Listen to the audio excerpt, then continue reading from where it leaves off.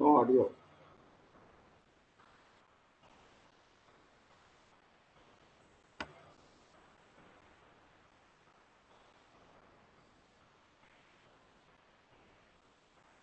Engineering science, management science of about 15 universities and many colleges, especially University of Mysore, Bangalore University, Mangalore University, Calicut University, Kerala University, Goa University, CUSAT, Cochin University of Science and Technology, University of Michigan, and a host engineering and a host of engineering and commerce management and other colleges and R&D institutes, including NITR, IITA, and BARC.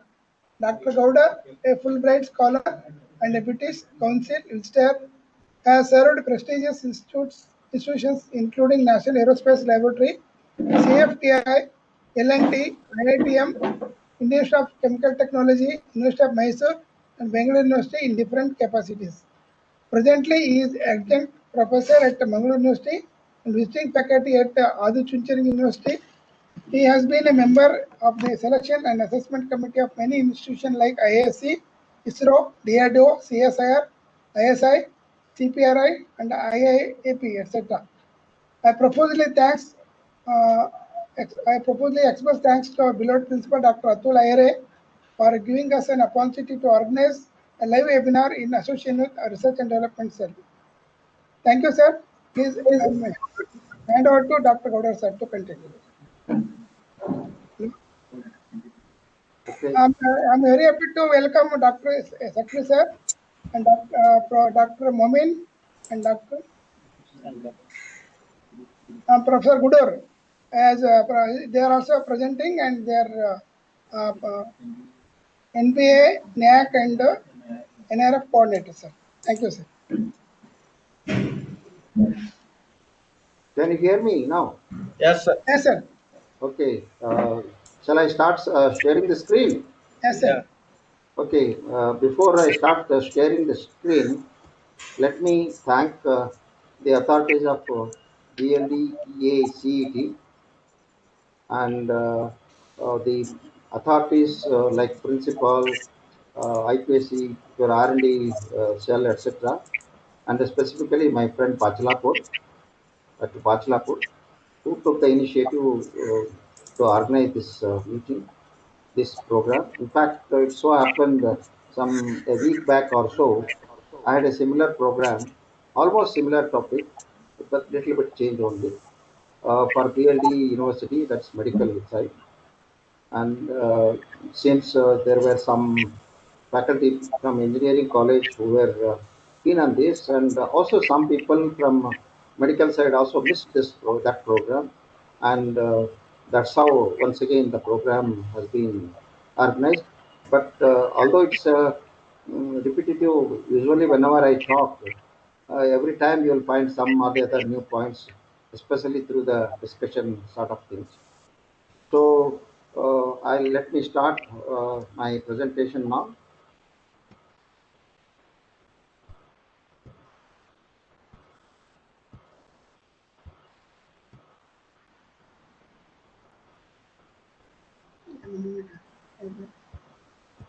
Can you see the screen? Yes, sir. Yes, sir. Okay, right.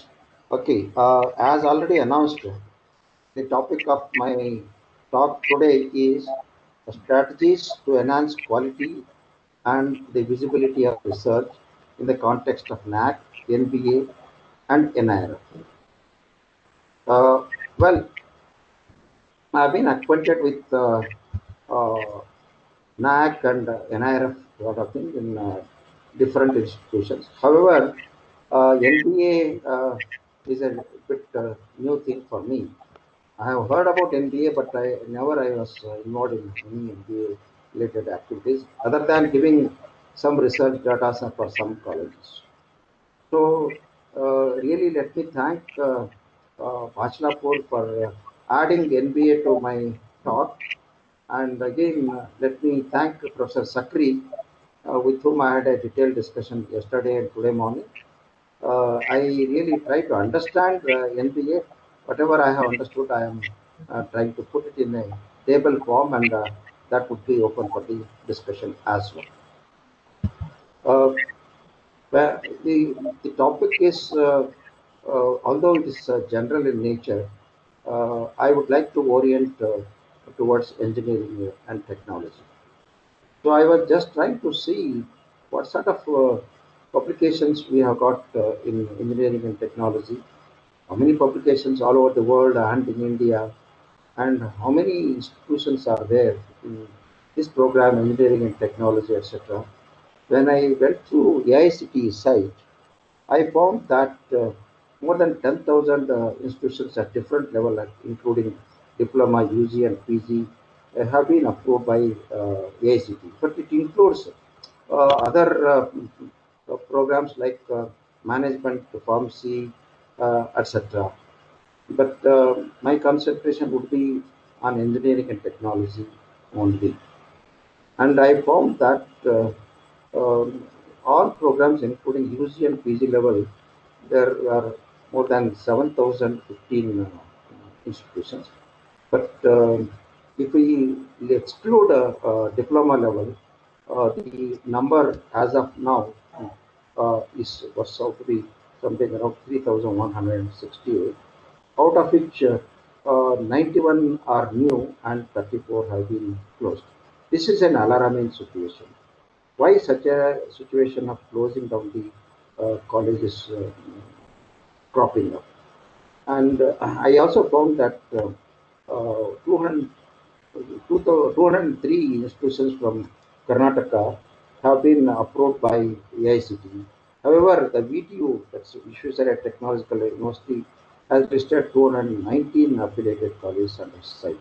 I think the remaining colleges have to try for the affiliation for AICT. I had a quick look at the research output in engineering, and I added computer science literature as well. What I did is I simply searched Scopus, and I found that all subjects together world over, there are more than 80 million articles as covered by Scopus, 80 million, out of which, and I try to see what is the recent trend. So for the last 5 years or so, and I found that there are more than 15 million items. That means nearly 20% of the literature as covered by Scopus is added just in the last 5 years or so. Uh, Now, as I said, I will concentrate on engineering and CS. And world over, there, as covered by Scopus, there are 18 million items also, which constitutes more than 23% of all subjects put together. And the H index have combined all these publications works out to be 1,830. When I look through the contributions of different countries, the US stands number one with more than 3 million, which accounts to be more than 20% of the world, which naturally gets the first rank, and its just index is 1,533. And next to are other countries, but I had a curiosity to see to what extent China is contributing. And I found that there were about 3 million items from China, which accounts to be nearly 20% of the world, and it gets the fifth rank with the 640 achievements. Where India stands. India with these many 790,000 items, which accounts for nearly 4% of the world. Minister ಇಟ್ಕೊಂಡಿರಿ ಒಂದು ಮಾತು ಹೇಳಿ. Uh, there is, which gets 12th rank world over. And I did not stop at this level. I also tried to collect the list of publications as covered by different institutions, including R&D setups in Karnataka. And it is not really very correct because it's no way I can search by Karnataka. I usually city-wise. I try to collect all the cities wherein the engineering colleges have been set up, and I found that more than 71,000 articles, which accounts to be somewhere around nearly 10% of India's contribution is accounted by Karnataka. That's a really great thing. 10% of the literature published in the area of engineering and computer science is contributed by Karnataka alone. But when I went through the recent trend, and China all of a sudden gets into the number one status. You can see here, China gets the number one status, whereas China all these years it had the fifth rank in the world. And in the last 5 years, China is exceeding all other countries. Well, the big brother US, which we see, you can see here, this it was first rank holder and fifth rank holder is China, whereas in the last 5 years, China secures the first rank. Whereas India has not lagged behind. India gets the third rank in the world for the last 5 years, if you take into account, which works out to be 2.3% of the world. That's why I really congratulate the all the researchers in the area of engineering and CS. And so is the case with Karnataka as well. More than 17,000 items are from Karnataka, which accounts something around 23% of the entire country is contributed by Karnataka institutions, including academic institutions and R&D institutions, etc. This is the medicine one. I am not going to explain that. Uh, the other way, India had a 12th rank there. Now there is improvement, and India had a 10th rank in medicine, but whereas in the case of engineering, uh, we could secure third rank in terms of number of publications as covered by scopus. In that way, I should really congratulate the researchers in the area of engineering and technology and computer science. Now, let me look into the what's the quality of research, because this based on this only the rest of my talk is going to continue. It's a critical thinking with the proper approach, action, and problem solving at every stage of research and publishing by adhering to ethical standards, which leads to quality research. Which are the what are the criteria to get into quality research? You need to do good work, quality work, and that's not enough. As they were introducing, there was a mention that I should also talk about the steps to be taken for increasing the visibility of one's own research.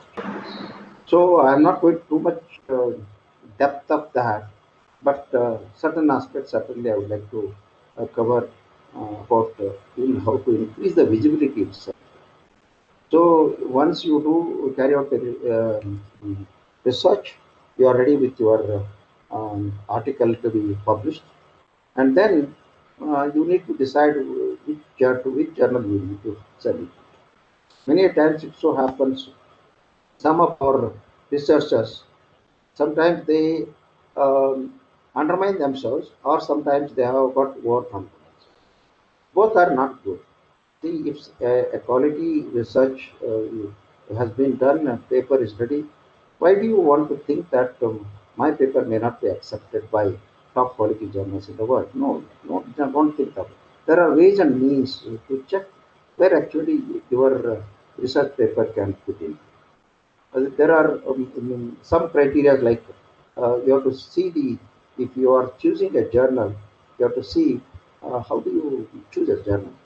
There are many ways of doing it, but the quality wise, you have to see the editorial quality of this one. What sort of the quality the procedure a particular journal is following, whether it is single-blinded or double-minded review or something like that.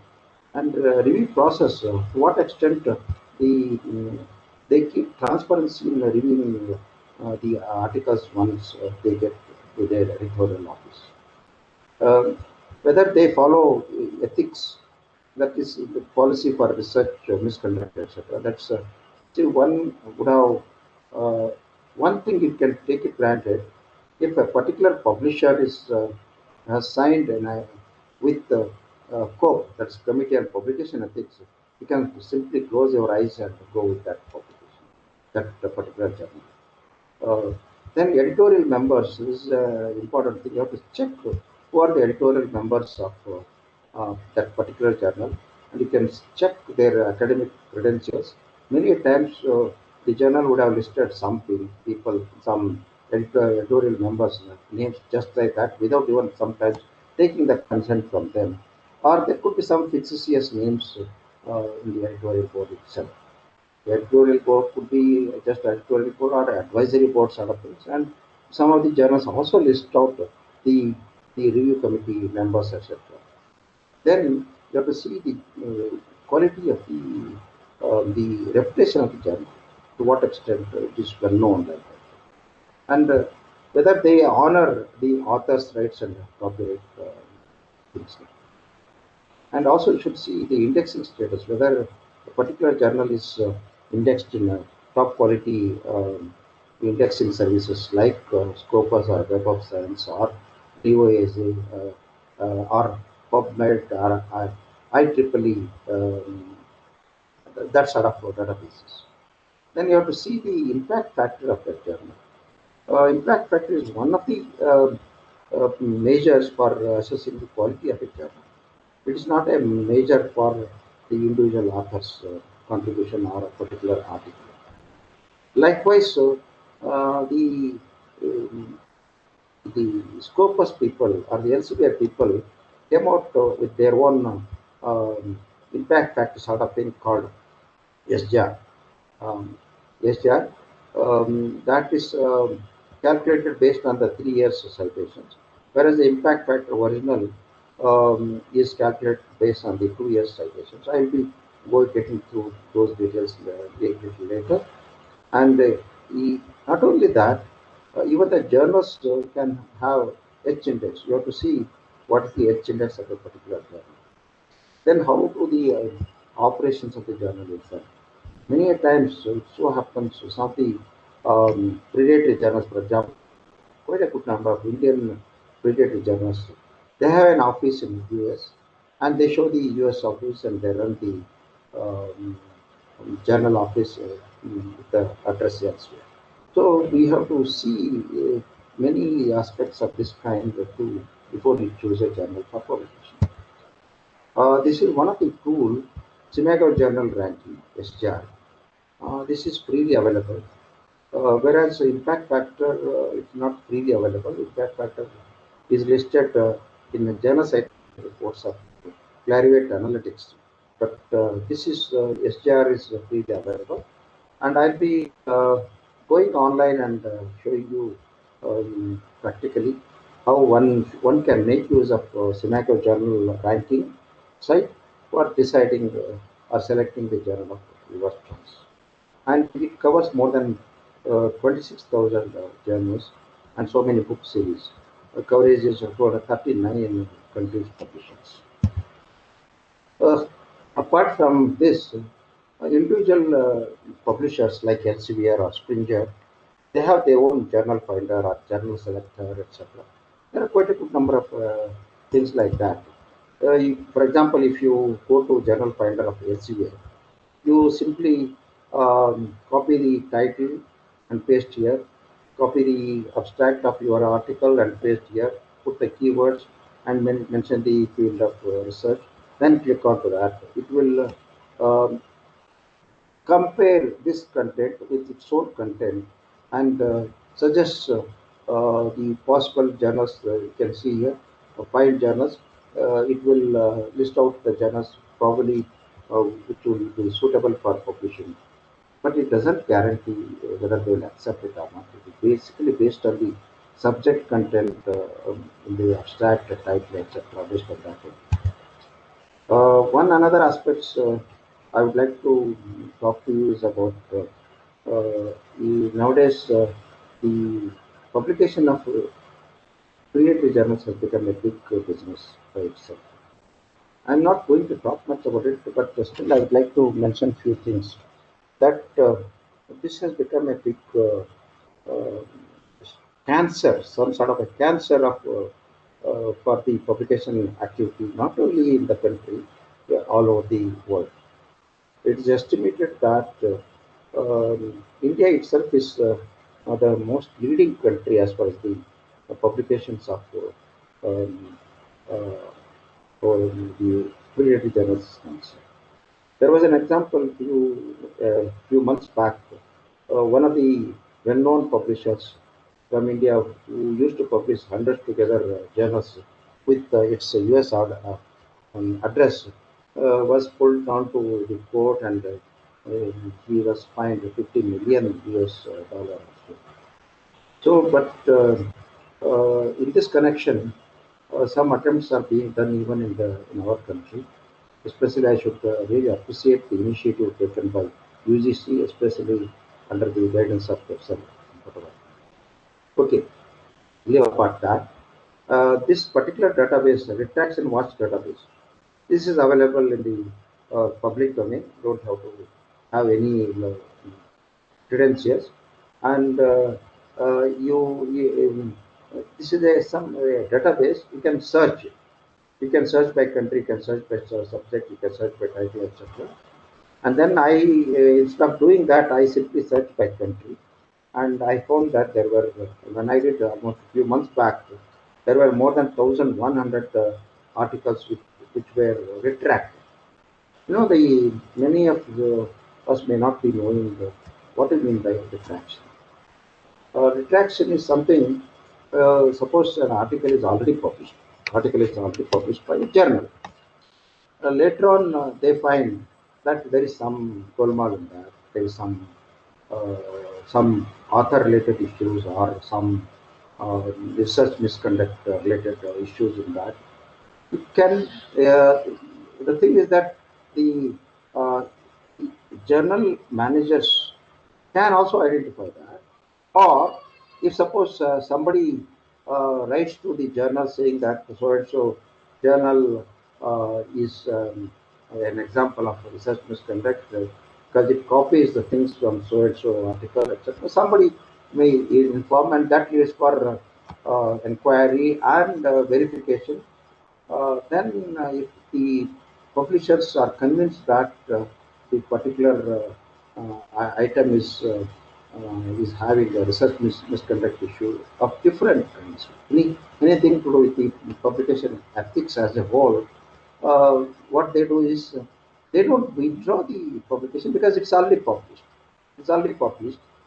So instead of that, what they would do is on the uh, e-version of that, along with the title of that particular article, they will also mention very clearly that the article is retracted, and also they mention why the article is retracted. In fact, there is no bigger insult than retraction for any author, because if suppose the article is found to be plagiarized, so if they take out the article, there is no problem at all. One need not bother about it too much.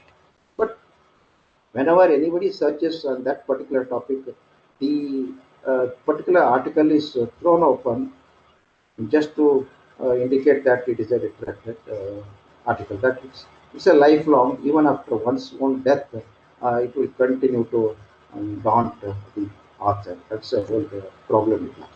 So one has to be really careful not to give chance for any publishers to retract one's own publications.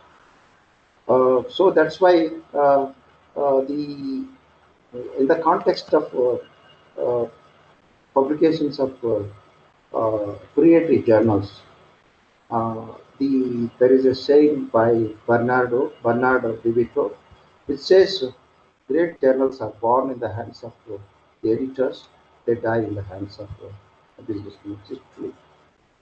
This has become a big nuisance in our country. I'll be talking a little bit later if the time permits about this. Okay. Now let me get into uh, the NAAC, NBA, and NIRF processes, etc. Uh, I want to. I don't want to.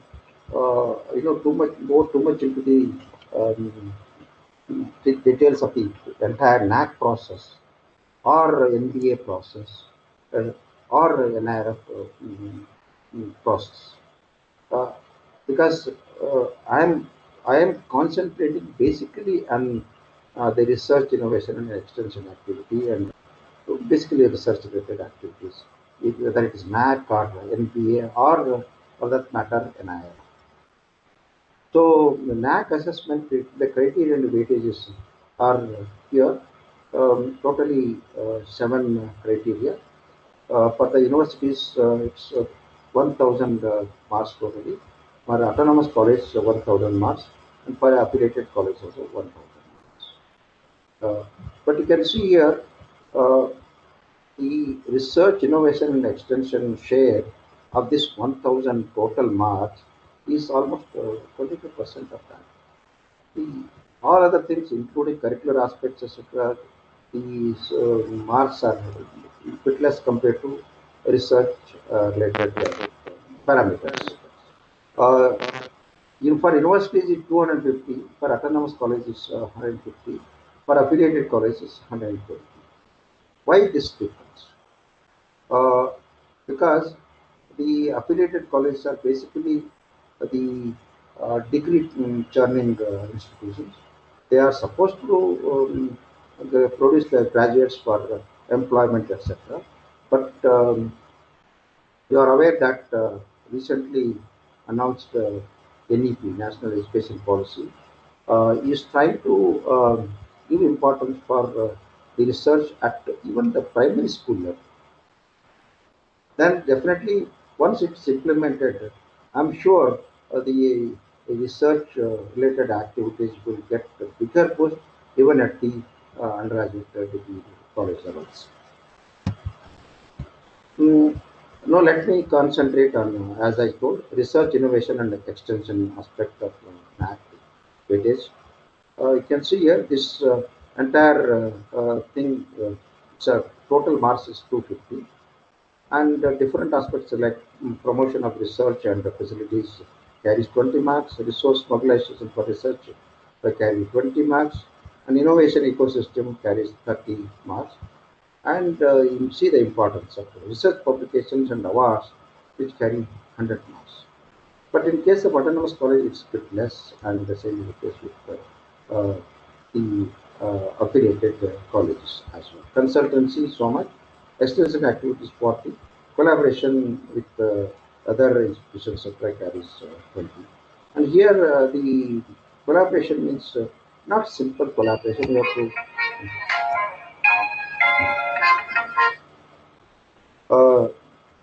uh, that's case. You can see here uh, the collaboration when I am talking.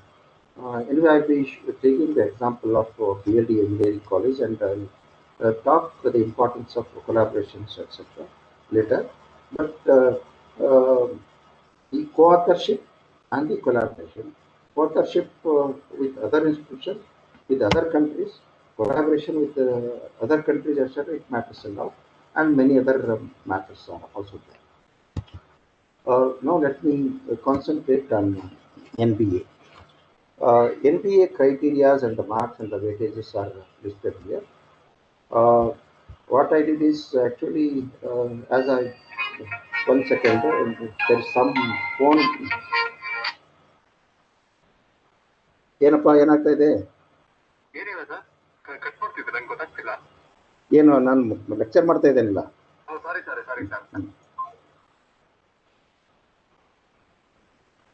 Sorry, there was a disturbance.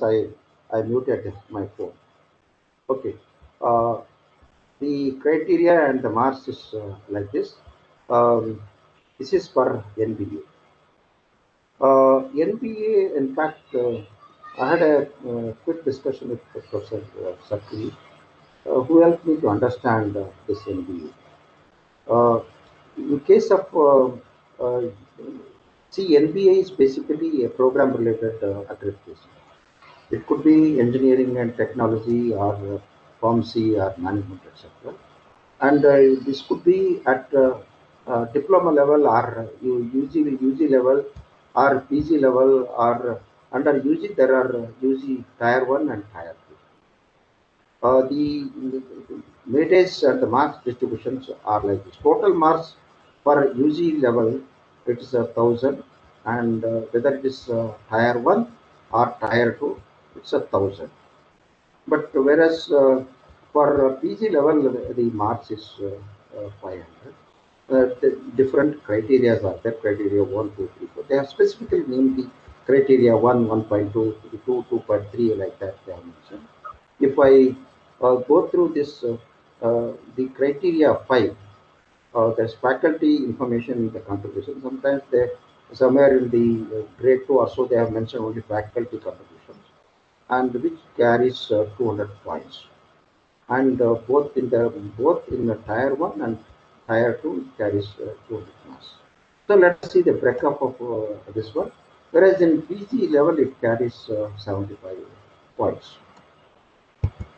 Let us see the further breakup of this research R&D related criteria and the marks as far as the NPA UG is concerned.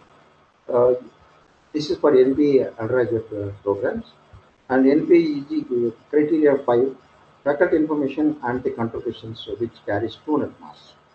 Okay, out of that, in Tier 1, criteria 5.8, research and development, it carries 75 points. This is very interesting. 75 is really pretty good out of 1,000 as a whole.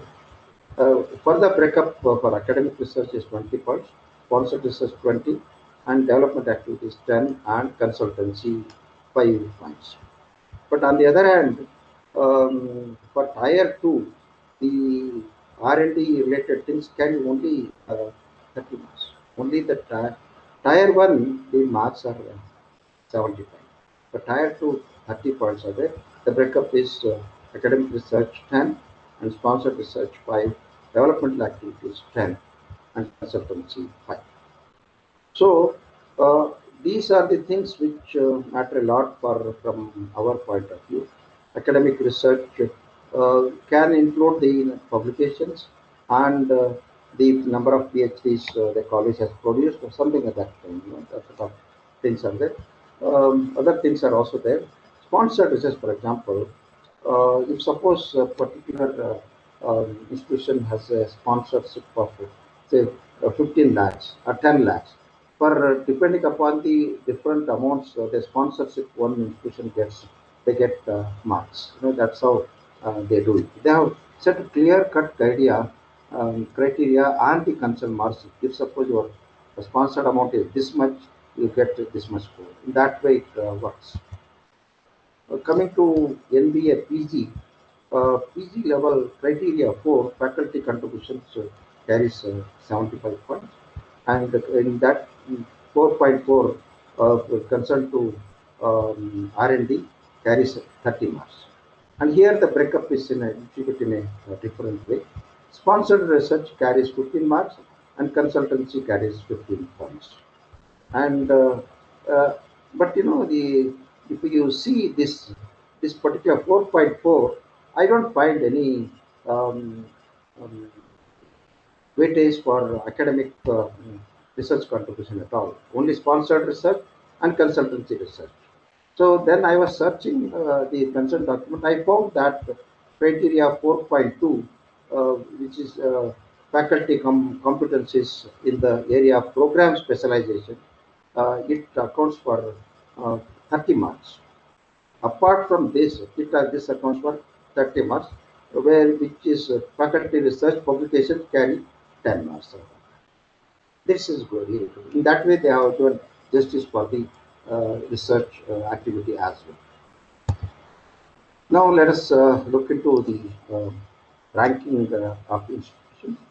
Well, I am not going to too much into the depth of international level ranking activities. It started with some of the well-known ranking agencies like Academic Ranking of World Universities, that is well known as Shanghai Ranking, and Times Higher Ranking, and QS World University Ranking, and in fact QS has become much more familiar and very famous now, and they go to the level of Asian universities or European universities, or for that matter, Indian universities, and even they go to the extent of top management institutions in the world, top management institutions in the country, like that they go. They are doing good job, and it's a prestigious thing to be ranked even with these setups. But when they started the activities, hardly there used to be one or two institutions from India. Now, comparatively, it is a better situation. But in the similar way, there used to be some um, attempts for ranking the Indian institutions like India Today ranking or some weekly ranking, Times of India ranking, like that. So many ranking attempts are there, but mostly this sort of rankings are sponsored, and thereby they don't really give the proper justice for ranking activity. Basically, many a times they are all sponsored ranking activities, so naturally they tend to be biased. By seeing this, Indian academic world as well as the MHRD decided to set up have our own ranking mechanism. As a result, they came up with NIRF, this National Institutional Ranking Framework, and recently, for the last 2 years, they came up with the adult ranking of institutions on innovation, achievements, etc. Uh, Recently, they have also announced, not yet announced actually, they are, these institutions, for example, this ranking is covering only the academic setups. Whereas a lot of R&D institutions like maybe CSIR, maybe DRDO or ISRO or atomic energy, etc., they will also be doing a lot of research, and we didn't have any mechanism of ranking these R&D setups, and this attempt is basically to taking into account of those setups as well. Let us go a little bit in detail about NIRF. The recent one is that of 2020, which was announced in the COVID period. In fact, this was to be announced a bit earlier because of the COVID situation. They announced only in June. Um, Let us see how it started. It started in the year 2016. Initially, it started with four categories, that is universities, engineering, management, and pharmacy.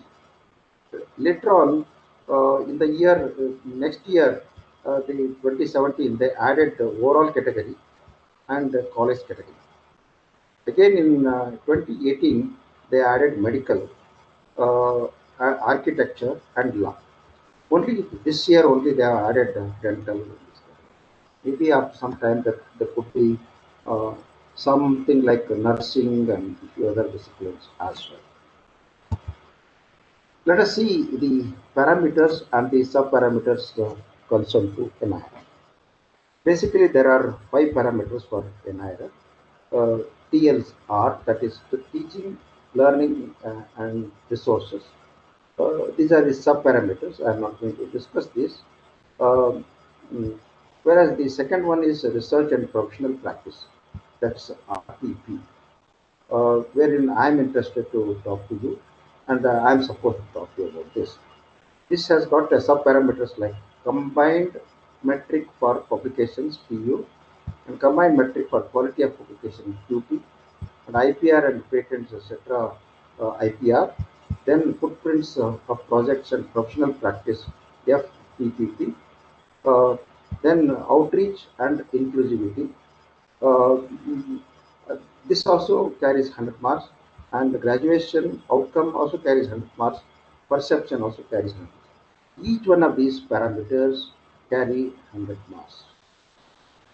If you go to outreach and inclusivity, the percentage of women students, or percentage of the number of handicapped students, or percentage of students from other countries or other states, etc. All those things will be taken into account for this. Graduate outcome, naturally, the results, etc. And perception is the one which is really confusing everybody. And I strongly feel that they really need to do something about this. They say perception is meant for it's, from the earlier what they used to do is in case of NAAC, for example, perception what they used to do is they used to interview the parents, the students, and the faculty, etc., and arrive at some figure. But now it is done in an indirect way. They don't. Uh, you are not playing any much role in it, but they will contact the peers, like employers who are making use of the college facilities for, say, for example, campus interviews, or the academic peers, those who are top class academic peers, they seek the opinion from them as well. But it's really confusing, and I don't know. Many times I keep doing delivering this talk to many institutions, and I feel that some of the top institutions have got zero perception. That's surprising. Really they need to be a little more transparent as far as the perception is concerned. They need to really mention uh, whom they consulted, who are the peers they sought for their opinion, etc. Okay.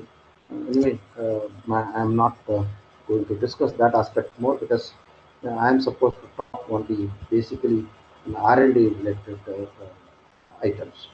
So the if we look into the RPC, it's a research and professional practice related sort of things.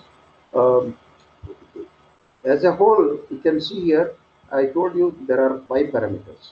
Okay, one is TLR, then is RP, graduate outcome, and outreach and inclusivity, and peer perception. Each carries 100 marks. The breakup I have given here. Uh, uh, let us see the breakup of the basically. You can see here uh, all these parameters carry 100 marks, 100 marks, 100 marks, 100 marks, 100 marks, here also 100 marks. But the weightage for this TLRIs is 0. Weightage for RP is also fine. You can see here, although these three parameters um, carry 300 marks together, the weightage put together is only zero point 0.4, zero point 0.2, zero point 0.1, zero point 0.1. That means whatever is the score, to that they will multiply by 0.2, zero point 0.1, zero point 0.1, and they add up. Whereas these two, although they carry the same marks, because the weightage is more for TLR as well as RP, really one has to really take care of this.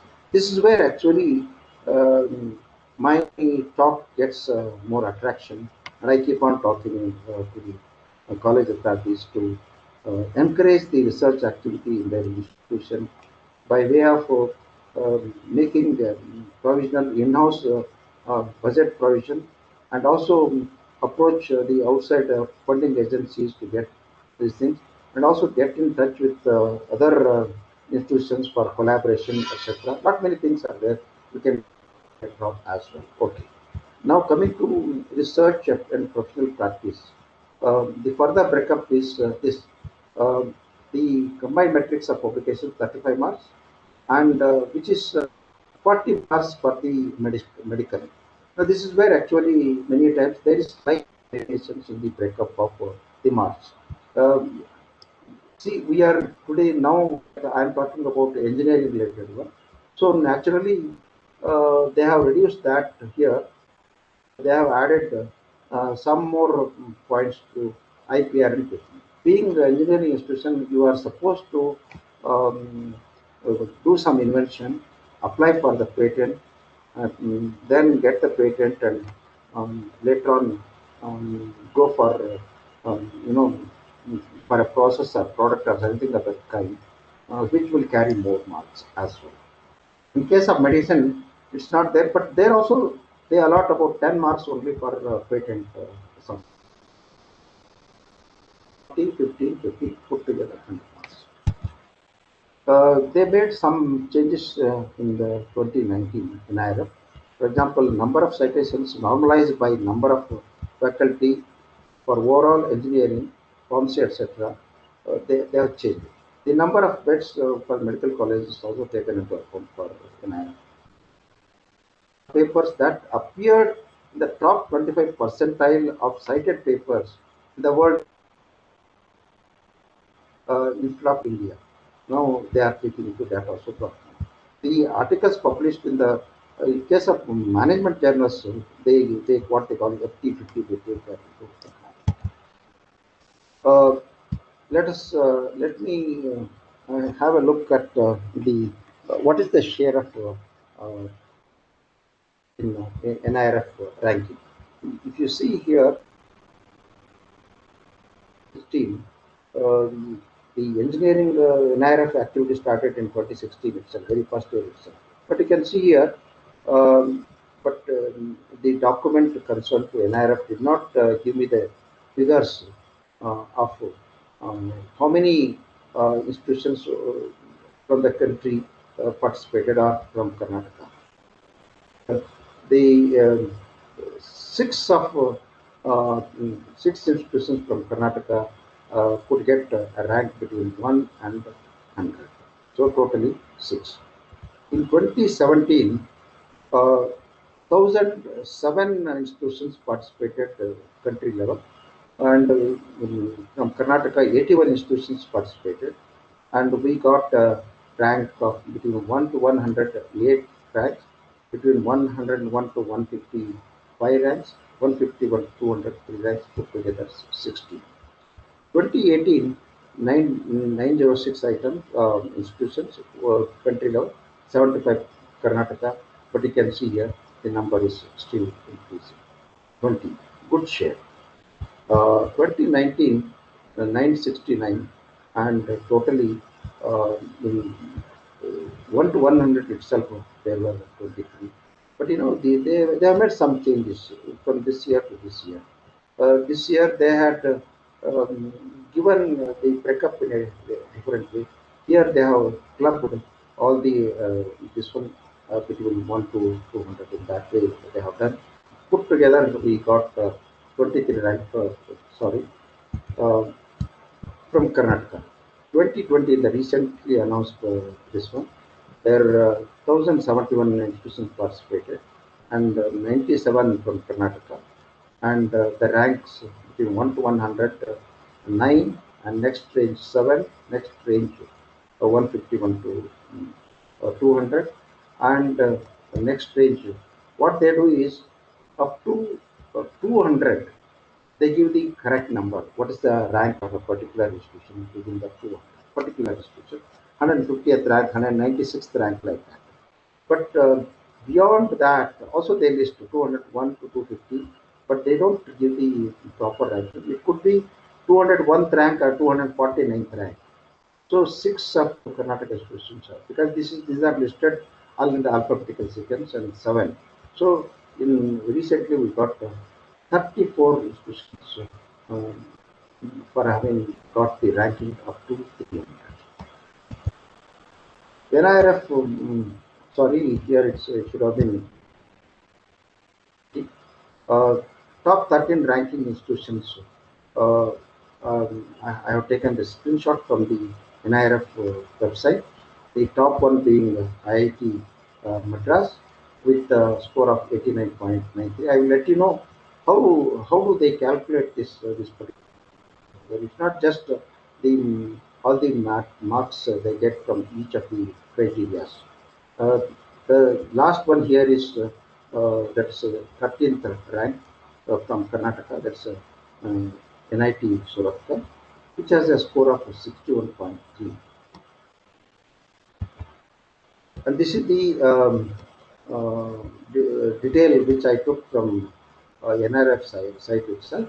It's a credit score of IIT Madras. You can see here uh, they give in the bar chart form also. TLR, uh, each sub-parameter, what is the score, etc. They will mention here. And I am concerned with basically research and professional practice some of it. And next is this graduate outcome, OI, and perception. If you see the green one marks for the research and professional practice. Let us see how they calculate it. I'm not going to describe this. Anyway, this also carries a good weightage for zero point 0.3. Likewise, this carries zero point 0.3. And this carries zero point 0.2 and this carries zero point 0.1 and last one carries zero point 0.1. Let us see the score, RP score for PU, that is this one. It is 33.20, and QP, this one, the quality of publications carries 36 marks, that's 6.44. IPR, patent related one, carries 15 marks, FPP carries 10 marks. Put together, it's 94.64%. But they don't take this as a whole because this is basically concerned to RP related things. So what they do is they final score with the zero point 0.3 weightage, that is 94.64 into 0, it works out to be 28.3. So from RP, the IIT Madras got 28.392 score. Likewise, they calculate for TLR and other parameters as well. They add up together, whatever comes the added figure, that is taken into for ranking. Okay, and this is again a screenshot of institutions. I think there are some 21 institutions or so, with the top one being NIT in Surathkal, the last one BNM Institute of Technology with a score of 31.40 and 186th rank also. Let us see. Why I am describing this is you suppose you are from a particular engineering institution. You know report, etc. You know the details of what is that your contributor, etc. You can probably compare with some of the institutions who have got ranking. For example, here I have taken a detailed score of SIT Tumkur, Siddhaganga Institute of Technology Tumkur, which has got 91st rank all over country level and 8th the top in the in Karnataka, under engineering category. You can see here the same thing I'll be showing you how one works out about. This is little bit in detail I'll be explaining you. For example, RP score, PU, that's this one, 4.7, QP is this much, IPR this much. Put together the total score of all these four sub-parameters is 13.43 for SIT. So absolute score of TLR, for example, let me take it. In the previous slide earlier, I had shown only about RP. Here I'll be taking one example of all the five parameters. For example, absolute score of for TLR for SIT is 59, and for RP, that's research and professional practice, 13 point something, and for PR 1.63. So weighted score, that's A into weightage of, for example, this one 0.3, this one 0.3. So if I multiply this one with zero point 0.3, I get this much score, and this much score again. All these things, if you add up these things, this down one, that comes to be 38.031, and this is the final score attributed to SIT. So for all the institutions whoever have participated in the ranking exercise, they will arrive at this figure. That's a total final score, and put them in the decreasing order of the score, and that's where the ranking is calculated. That's where the ranking is given. Now let me look into some other aspects of the NIRF activity. Uh, Here is a table which gives a highly cited publications of top 100 institutes with the rest of the eligible institutes in various disciplines. Let us concentrate only on engineering. This is for 2019 attempt, not 2020 report is not yet ready. Although is there regarding their ranking, they have not prepared any report, a detailed report. So I have taken it from 2019. Uh, Here, 861 institutions were eligible for that, for engineering, and the total publication for engineering is 31,000. But highly cited publications of top 100 institutions accounted for 24,000. Rest of the, see, for example, uh, 100 accounted for this many. Remaining only 6,900 items accounted by something like 761 institutions. That means 78% is contributed institutions, whereas remaining institutions accounted only for 21.97. This is thing which the authorities of different institutions have to look into it and try to contribute their best. Next screen is another very disturbing screen. Rather. You can see here in engineering area. Uh, sorry. Uh, Let us take example of engineering itself. The number and the percentage of applicant institutes having zero publication. This is unimaginable. But what they talk is about the only the publications covered by Scopus and science. Okay. Uh, 861 institutions were there. Out of that, 84 institutions in engineering field had zero publications. That means 9.76% of institutions had zero publications. This is one thing which probably the managements of different institutions have to scratch their head and try to do their best. Research evaluation, research impact indicators. Uh, well, uh, 1 hour. Let me go a little bit fast now onwards because I need to not only talk about this, I also need to do the demo of some of the important databases related to these citations, so H-index and data things as well. Okay, research impact evaluation, how do you do it? And we usually make an assumption that any impact evaluation or the ranking is controversial and cannot be absolutely. For example, the method we follow, that citations and H-index or impact factor, etc. Basically, it is based on the number of citations one gets, whether it's an article, an author, or a journal, whatever it is. But many times the articles would have been cited for negative purpose, or it could be self-citation. There could be many other things. The citations could be from a particularly low journal, low quality journal. That sort of things are there. So that's why the assumption is that in fact evaluation, the ranking is controversial and cannot be absolutely accepted. Popular methods include bibliometric methods, that's indicators, or non-bibliometric indicators, and web-based indicators. Peer evaluation is always a costly affair. It could be biased also. Bibliometric indicators include publication and citations and citation-based indices like H-index. Uh, Further, um, if you got some publications in collaboration with other institutions, number of co-authored publications, national level, international level, lots of things are there.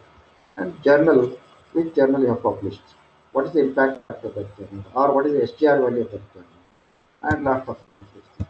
So this particular slide, which I have been using for the last 25 years or so. Particular slide. The only thing is I keep on changing the years. Okay. Uh, this makes the basis for whatever I'm going to talk. Almost different impact indicators. Say, for example, articles published in the years 97, 2000, 2010, cited by an article in 2013. And this is, along with this, is cited by another article in 20.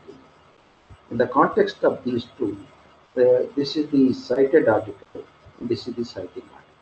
In the context of these two, this is the cited article, this is the citing article.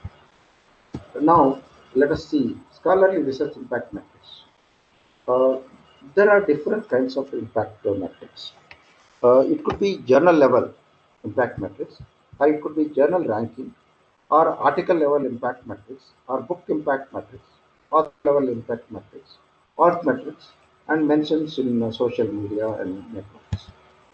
Let's look into the journal level metrics.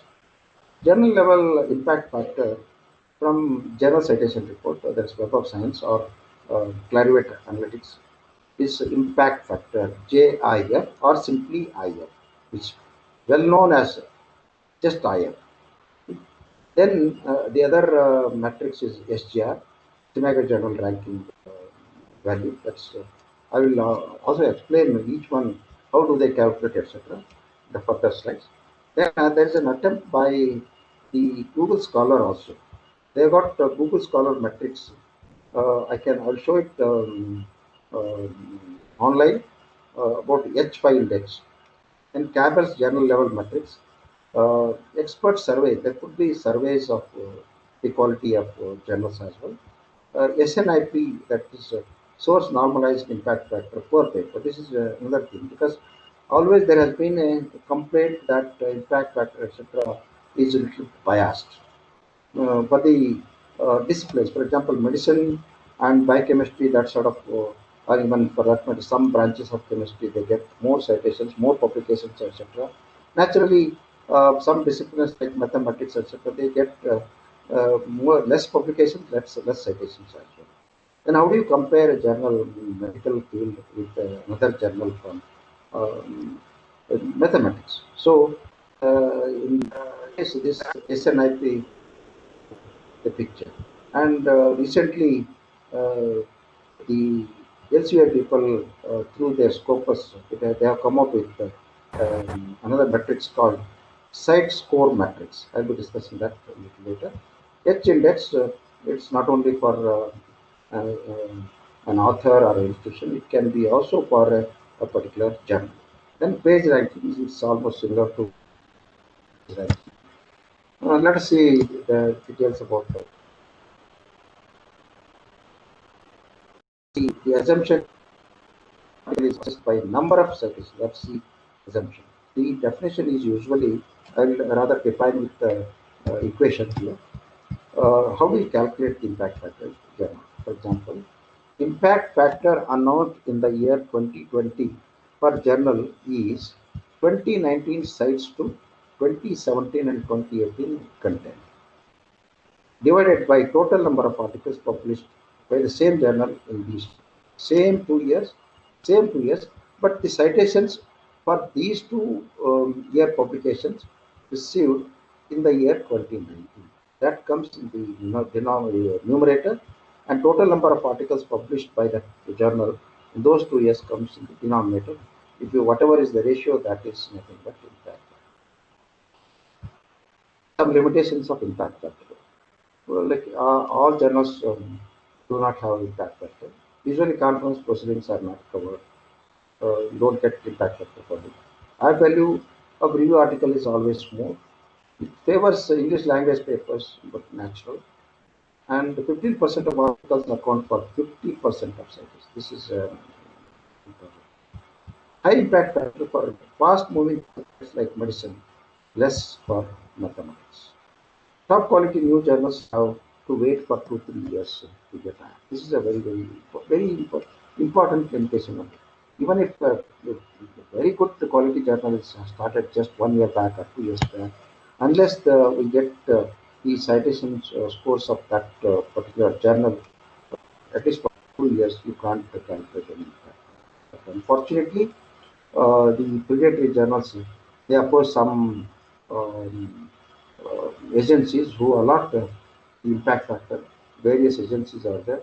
They do some goalmaal and calculate the impact factor, and they using their own logic. And surprisingly, a journal which has started just 6 months also gets an impact factor from such kind of agencies. One has to be very careful about this sort of impact value, which is mentioned by the journal publishers when they seek the publications to be published by you people. Next Next is SNIP, that's source non-noise impact per paper. This is developed by University of Netherlands, and it corrects the difference of in citation practice between the scientific fields. Uh, it compares each journal citations per publication with the citation potential of them. What they do is a particular journal citation they take into account, and publication with the citation potential of that field. They take the average of sort of citations received different journals in the same period. In that way, it's basically a sort of a contextual citation impact. So they claim that SNIP um, takes care of the problems between different disciplines, and it is calculated annually from Scopus data and is freely available through Scopus. Site score metrics. This is again launched by LCRP people. This is basically is sort of an alternative for impact factor of climate analytics. It is calculated based on the Scopus data for the current year on a monthly basis until it is fixed as a permanent value in the May of each following year. So it is available free if you simply go to Scopus website. Scopus although it is subscribed, it needs subscription, but this part of Scopus is free available. To see the site score extra, you can as well have.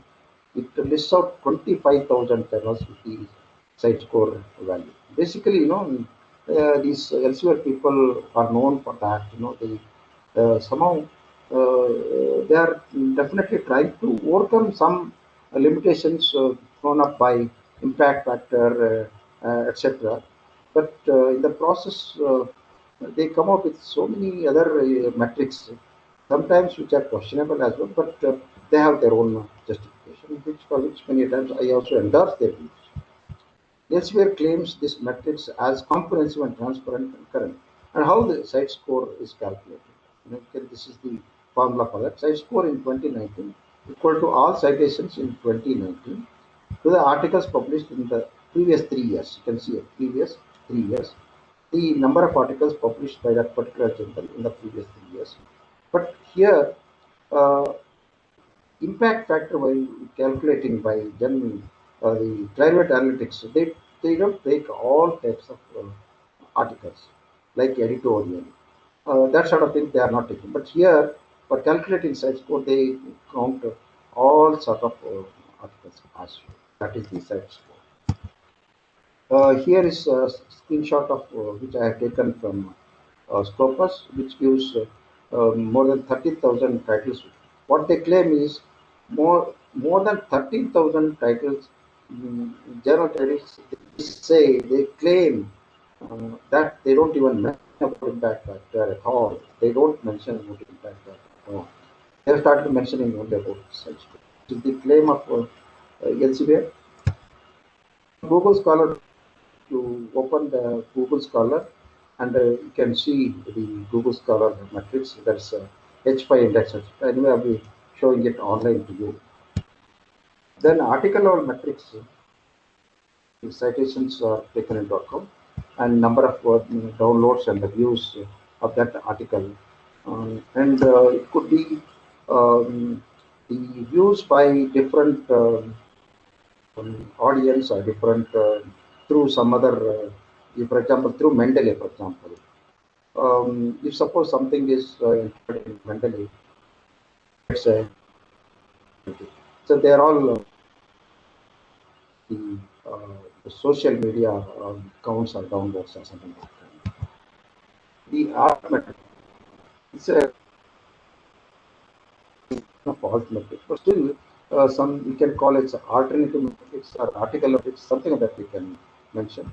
Usually, number of articles viewed or cited or recommended, they take those into account in the art metric. Very, in a very big way now, because the importance of this comes because so happens if article is published it takes a minimum of 3 to 6 months or sometimes even more. to get citations, because that article is to be read by somebody, somebody has to use in its research, his or her research, and then cite his article, and that article is to be published, and that is to be covered by Scopus or some other databases. Okay? Then only it is you will come to know about the citation. Then, if the article is published just 6 months back, how are you going to assess the quality of that? So, art metrics probably is an answer for that. The art metrics is available by different agencies. They have their own formulas, etc., to calculate the quality of the journals based on the alternative metrics.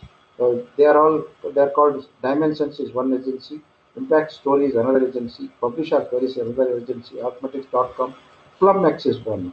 Plumx is the one which is being used by Scopus. I'll show that as well. Plumx metrics, for example, how many times a particular item has been mentioned, which in blog spots or news mentions or comments or reviews, etc. Social media, how many times it has been article has been tweeted or likes or shares, then citations, and then usage, clicks, views, and library holdings, etc. Captures, how many times it has been captured, etc. Based on all these statistics, this PlumX matrix calculates the value or the quality of that particular item, which I'll be showing it online when I go to Scopus. These are researchers and science professionals are very active users of social media like Twitter or Google, etc. There is some survey showed that highest is 37% of the people researchers use Twitter, and 16% uh, Mendeley. Like that, it goes. Okay? And of course, Facebook is also very popular with 10 to 25% of the researchers using for their visibility of their research. Here is an example of a journal article which is published in Nature. In fact, this is a pretty old article, and you can see this. This is the article title. So many times cited in Web of Science, so many times in Crossref, so many times in Scopus, and you can see online this particular at that time. So many times tweets, so many times Facebook pages, and lot many other things. This is where actually these are the values are taken into account for assessing a quality of a journal through Altmetrics. It could be any agency like Plumx or anything like that. This field, this is it's basically an article metrics. FWCI takes into account the differences behavior across disciplines, irrespective of size. This is some disciplines have got a bigger size, bigger number of articles, etc. This takes into account of that. But what they claim is if they take the average, world average, and they take it a world average as one. They take the world average as one, and suppose a particular has a score of 1.35. It means that the outputs have been cited 35% more times than the expected. Expected is 1. Over and above 1, this is 1.35, it means 35% more than expected. If suppose if it is less than 1, say if it is 0.75, it means 25% less than the world average. That's what FWC means. Usually it is taken into account by 2 3 years cycles. It is again factor matrix. I will not go into details of that. This is another one. A book impact factor. This is a most difficult one because you don't get the citations for books at all. Very rarely get. But however, there are some ways and means of doing it. For example, Google Scholar lists out all the book citations. They take that to account. Or if suppose if it is listed in WorldCat, OCLC first search catalog, holdings, etc., whether that it is available in a particular library, number of libraries wherein that particular book is available, etc. That sort of things are taken into account for calculating the book impact. Then author level metrics, number of publications, number of citations, our citations per H index is usually used for author level metrics. This H index is invented by J. Hirsch. He's basically a physics professor, and which is H index is accepted by all the um, agencies who are involved in the analysis and the credit giving agencies for research. Uh, this is calculated using Web of Science 18,000 channels or Scopus 26,000 channels, and Google Scholars, of course, can also calculate the index using Google Scholar. And then yes, Google Scholar came out with its own I-10 index. It's nothing but papers received receiving 10 or more number of citations. If suppose a particular author has got 70 publications, suppose 15 of his publications have received uh, 10 or more number of citations, so 15 is the I-10 index of that particular author. Improving the researcher's H index. You can publish a review article. Don't be too modest. If you are making use of your article, cite it. Why should you be shy about it? The consolidated author or the profile. See, this is very, very important. Most important is this. You should have own author IDs like RCT, RID. This is a very, very well-known one. This is a free service, just free service. You simply put the RCT ID in Google, go to that site, and you can register with them. Many times before you register, you would have been already allotted an RCT ID. You are already a known author, and you improve that by adding the missing items, etc. And this is accepted by the Scopus and many other databases. Or you can even, if you have got a RCT number, you can put it in your email signature, wherein RCT ID, if you just click onto that, it will list out all the details about yourself. RCT ID is not just publications, it gives your biodata as well. It asks for your biodata details, photograph, and a lot of other things as well. So you should use consistent name for you, and these are the tools for citation indicators like already I told you, Web of Science, Scopus, and the Google Scholar. Web of Science screen looks like this, covering 18,000 journals. And what is the metrics you get? For example, you get number of articles by a particular author year-wise, and then number of citations received by that author year-wise, and you get the summary number of articles, number of so many sites cited, average citation per item, and the H index is 15. This is the author level metrics through Web of Science. Scopus also, you can see that the Scopus covers these many journals in health science, etc., physical sciences, and like this. Uh, Here is an example of one of the PhD professor in Andhra. Usually, how Scopus gives the profile of an author. Here, see number of publications 32, 132, and citations 708, and his H index is 13. Here is the graph of the citation, and you can get his profile details also, like different ID, etc. If you click onto this, it gives the RCW link of things. You can see that is cited by so many things and so many co-authors and topics, etc. For an author, you get a profile. This is the profile of a particular individual. I can as well show online about this one, which gives citations, H index, and I-10 index. Then the concerned anybody, even one publication can create your own profile. That comes as a very handy for you, and your visibility also is more. Okay, but there are some problems. Google Scholar metrics. One can manipulate Google Scholar metrics by, for example, here is a study. They made a some sort of a study where artificially they increase the Huh? Any problem? Hello? Any No problem? problem. Okay, thank you. Continue. Uh, okay. Uh, before the study, that experiment, the article had many citations. After the experiment, it got so many extra. H index of 15 it went up to 17. One can artificially increase this as well. That is the problem.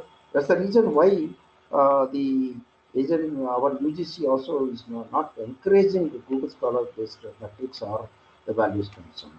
But one thing I could say, let anybody say anything, Google Scholar is one of the best. It's very best tool. But to what extent one to use it, that's a different matter. But it's a good tool for many of these sort of activities. So this is faculty scientist profiles, um, uh, a project of improvement. Any institution, including your institution, can create your own profile. It which gives the profile of the institute as a whole, department level, or if it is, say, it's a IAC example, this photograph is there, Sienna House. If you click on to this photograph, it will give the entire publication history of Professor Sienna Rao with lot many things. It updated minute to minute. Whenever you click onto that, it picks up the items which have come as on that date. Uh, then let me now switch on to um, um, Dr. P.G. Harkatti's College of Engineering and Technology. Its research output, as covered in Scopus mainly, a little bit on Web of Science as well. And I also have done some sort of work using Google Scholar as well for this particular. Here's the BLDC, BLDACT profile as covered in the website, but this is not exhaustive. I made a very general search using two, three names of this college, which gave a little bit poor picture of this one. But anyway, Scopus will give you more details about that as well. So what I did is uh, I did the Scopus search for BSc and I found that it showed up 201 publications Scopus and H index of 17. So I simply downloaded the articles as covered in Scopus published by particular institute as PLDBSCET, and I have arranged them in the decreasing order of number of citations. This is a screenshot only. I have also live this one. I will be showing that as well later. Then to that I added one more column. You can see here this was there already. This was originally already there. To that I simply added one more column with a Google Scholar sites. So what I did is I selected this one. I went to the title. I clicked onto the title, copied the title, and posted it onto the Google Scholar. And number of citations, whatever comes to that, I went on posting into this. You can see here all the articles of not all the articles. So what I did is for only for 30 35 the top level articles I picked up, and to that I could get these citations for those articles as covered in Google Scholar. I just posted the number here. Then what I did is I rearranged this one. That is, I sorted it by higher value to the down level, and I found that this is the one that is not which gives 17. In fact, the first one is the number is the titles as the author name, etc. So leaving that, so I could get the H index of BLD EACET as H index as covered in Google Scholar, whereas in Scopus I will show you later. Um, I'll go through a little bit quickly now onwards because I may plan to go online as well. This is the year-wise number of publications of BLDC, and you can see here there is a good trend, and 20 is not yet over. It may go up like this because 20 publications are still coming. They will continue to come for another 5 to 6 months, and here this is the citations received by BLDA. Naturally, it is growing up and up. 2020 is here. 2020 also may go up further as well. Okay. And this is the document types. You can see here. Interestingly, I should appreciate BADA people because almost 46% of the articles, there are articles, and conference paper are 40 to 42.8%. Whereas the number of citing documents, um, the number of publications by this college is 201. Number of citing articles are this many, and even here, the more almost 74% of the articles have cited the BLDA publications.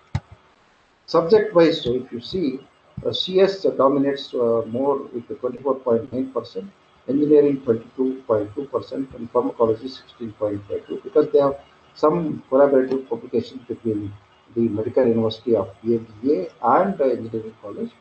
And the citing documents are also like engineering dominant, with CS next to environmental science and chemistry this much. This is why I am showing this particular slide is just because you are working in engineering area, you don't expect that only engineering publications will cite your research. Your publication would have found some application in some other field, medicine or science or chemistry area, something like that. This is a good way of looking into how actually your research is prospering, how exactly your research outputs are being used by some other field, etc. And this is where actually you can think of having new projects, new topics for your research, and try to. This can be, I can go on discussing about that anyway. Let me get into the next one. Here the sources, for example, this communication, computer and information science. It's where actually highest number of publications of BLDA have been published. Uh, and why I am showing this is another one. If if you are publishing your publications or your papers in these journals, these are the journals which are citing your articles. That means there is a scope for you to publish in some of these journals which are of, it may be of higher quality. There is a provision for you to choose a better quality journal than what you have already used. I don't mean that you are using low quality journal. No, not necessarily that. Still better quality journals and that sort of things as well. This is a BLDA citation report. 2010 onwards I have taken. You can see here 2020 here and still growing. Here down below, year-wise number of citations received by BLDA publications. Uh, H index is 15 as I already told you. And then top authors are here. Das SN with 22 publications. Das followed by Das KK. Of course, many times it doesn't mean that everyone here listed is from BLDA CET. There could be a collaborative author as well. These are the top authors. If I when I go online, if I click onto this, it will throw up the publications of Das SN. And here is the citing authors, the top authors citing the PBA, that sort of things as well. The collaborating countries and the citing countries. These are the 8 countries have collaborated with the BLDA in publishing the papers. You can see here, you won't find China at all, South Africa, Australia, and South Korea, etc. Some 8 countries are there. Nowhere you can find China. But if you see the citing countries, China is the number one. This is not the case only with BLDACET, but that's the case with most of the engineering institutions in our country. China is invariably it is the top country citing making use of our publication. It gives a lot of meanings, a lot of meanings it gives. One has to really go into the details and try to find out why they are doing it, etc. To what extent the research is being used by China and what for, etc. Or whether they are making use of our findings to come up with a product directly without putting much efforts. One has to really analyze case by case and come up with some findings. You can see while 8 countries are collaborating with BLDACT, 82 countries are citing the PLDACT publications. Collaborating institutions. 87 institutions have collaborated with PLDACT for publishing articles. But whereas citing institutions are 1,033 documents, but I could not get into because I have to go on counting one by one. It takes a lot of time for that. But there could be few hundred institutions citing the publications of BLDACT. BLDACT research funding sponsor. This is usually most of the very popular topic which people discuss about it, and this is where actually they got maximum funding from DRDO. There's five of their papers are being supported by DRDO funding, and the Ministry of Defense, of course, many times these two are same, AICTE and like that. You can think of approaching other funding sponsors, etc. How I will explain like this.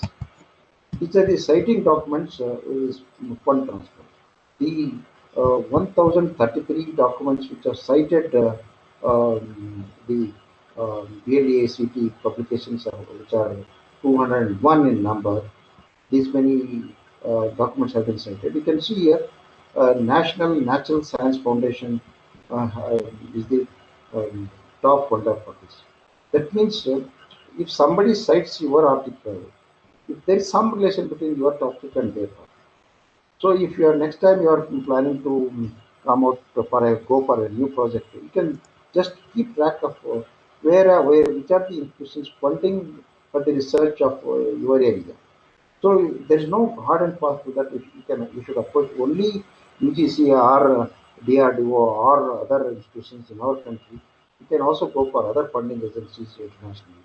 Absolutely, could be NSF, it could be NIH or anything like that. These are the top highly cited papers of PLDACT. You can see Das KK with Das SN and Dundasi has received 326 citations. That's the top paper, which in fact has been published in the year 2008, followed by some other papers with 51, 58 like that. And these are the top citing papers.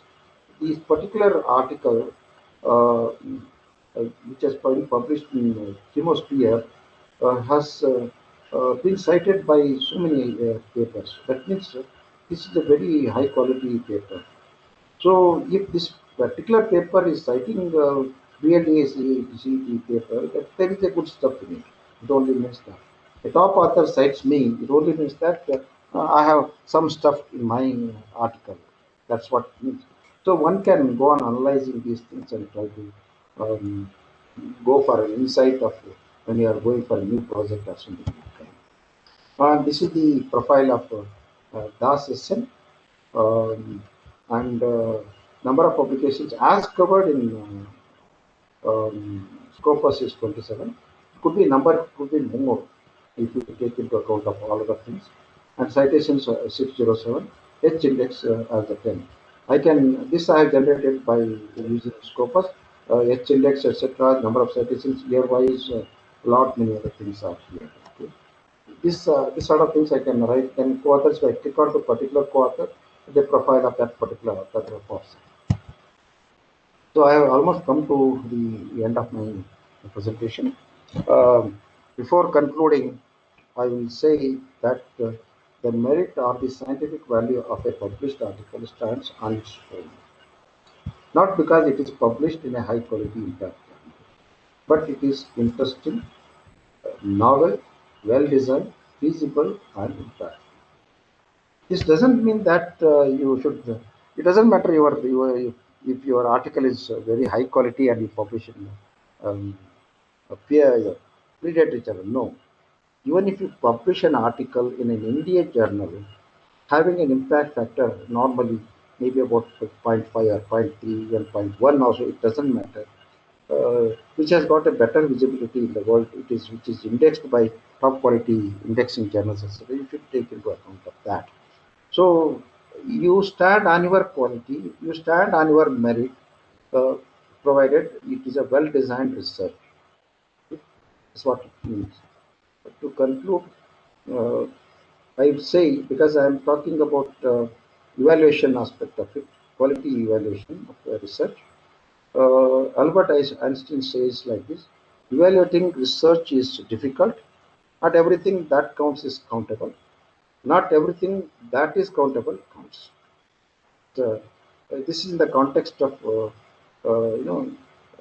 it's very difficult to count the quality, but whatever counts is countable in that way. But is a partial portrait an invalid portrait? So even if I use impact factor or the H index, etc., for evaluating a journal or an individual or a particular article, etc., whatever I do using this citation metrics is a partial. You are drawing a partial portrait of that particular person or the author, whether it is invalid. It's a difficult question to answer. In fact, this is my quote only. Is not coupled from anywhere. This is my observation.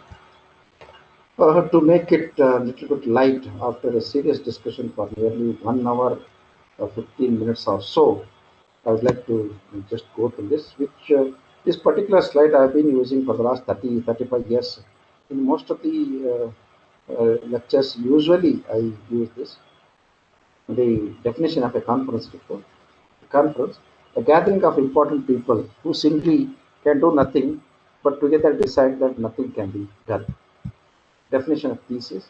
The average thesis, PhD thesis, is nothing but a transference of bones from one graveyard to another. The definition of college. College is a place where a professor's lecture notes go straight into the students' lecture notes without passing through the brains of either. Mark Twain. Okay.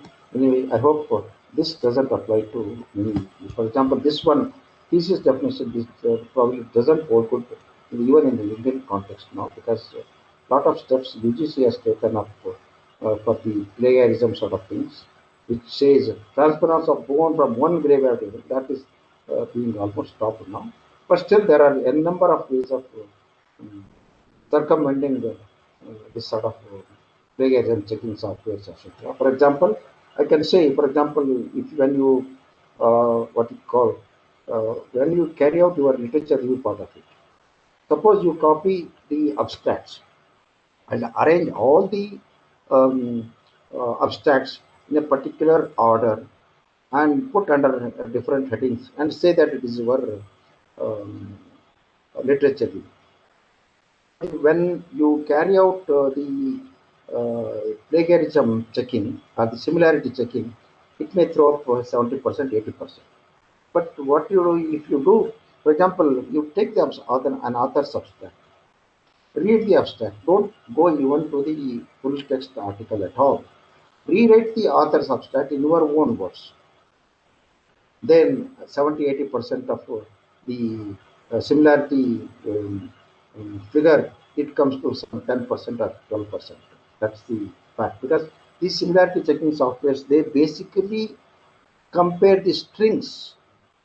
If there is any some findings when author, if you write these findings in your own sentence, it doesn't bother for you. So that sort of problems are there with this sort of string based matching similarity checking softwares. So with that, I would end my presentation. Now I will go for the demo. What I will do is I'm taking out this one and I will open the browser.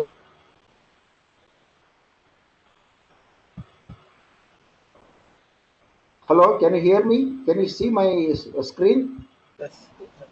Yes, sir. Okay, okay. 1 minute, 1 minute. Can you see the user login iCast site? Yes, yes, sir. Oh, you are seeing, isn't it? Yes, sir. Yes, sir. Okay, good. Okay. Now what I will do is I will give demo of some of the tools which I mentioned. Let me start with Simago Journal Ranking. Uh, Simago Journal Ranking. CIMAGO.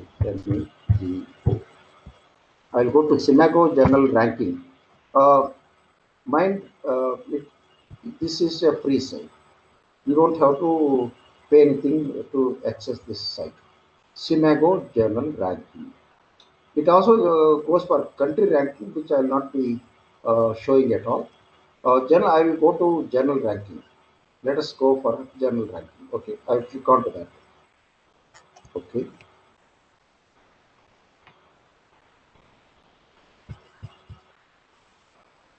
when I open that, it shows more than 30,000 items listed in this. But this includes so many different kinds of documents as well. So what I will do is I will select only the journals. I don't bother about the book series, conference, etc. I will click on to journals. So it lists how many? Uh, 26,000 journals. So I can as well uh, go for select only open access journals out of that. I can as well do that. If I click on to that, it will pick up out of this 26,000 journals, whatever is the number of open journals, covering all subject areas. I have not chosen any subject as of now. So then, if I click on to only Web of Science journals, it will pick up only the journals covered by Web of Science in the subject area of your choice. So now how I will do it? Let me take up some subject areas. For example, instead of all subjects, I will go for uh, say computer science or engineering. Engineering as a whole. Engineering, I click on that. So it has listed how many? 2,907 engineering journals. You can see here, engineering, the main subject area, and 2,907 journals are listed. So I can as well select the subject categories. So architecture, aerospace engineering, automotive engineering, biomedical engineering, civil engineering, computational mechanics, um, electrical engineering, industrial engineering, mechanical. Let me click on to mechanical engineering. How many items are there? 565 journals are there, as covered by this SGR. That's Scenario Journal ranking. It's nothing but the Elsevier Scopus list. So actually, Simago Journal ranking is an effort by some lab, Simago lab they call. They use Scopus data itself for calculating all these things. So I have chosen the journals. I have chosen engineering subject, sub-subject mechanical engineering. These many items. Okay. Uh, so here you can see here it has listed 565 journals. Uh, what is the order? It is based on the SGR. You can see the one, this natural materials is the one having the highest SGR value, that is 14.862, and then 10.571. Advanced materials, like that it goes. Its H index is also given. H index of all the journals are also given, and other values, total number of documents, total number of citations. And here is one, cites per document 2 years. This is the definition of nothing but impact factor, JIF, what we call. Only thing is they cannot use impact factor because it is a property of Clarivate Analytics or the Web of Science people. So they use the same criteria, almost same criteria, and the value they give, but they don't mention that's an impact. So all these 565 journals are in the decreasing order of SGR value. If I click on to H index, so I will do that, and you see the entire list is rearranged the decreasing order of H index of that journal.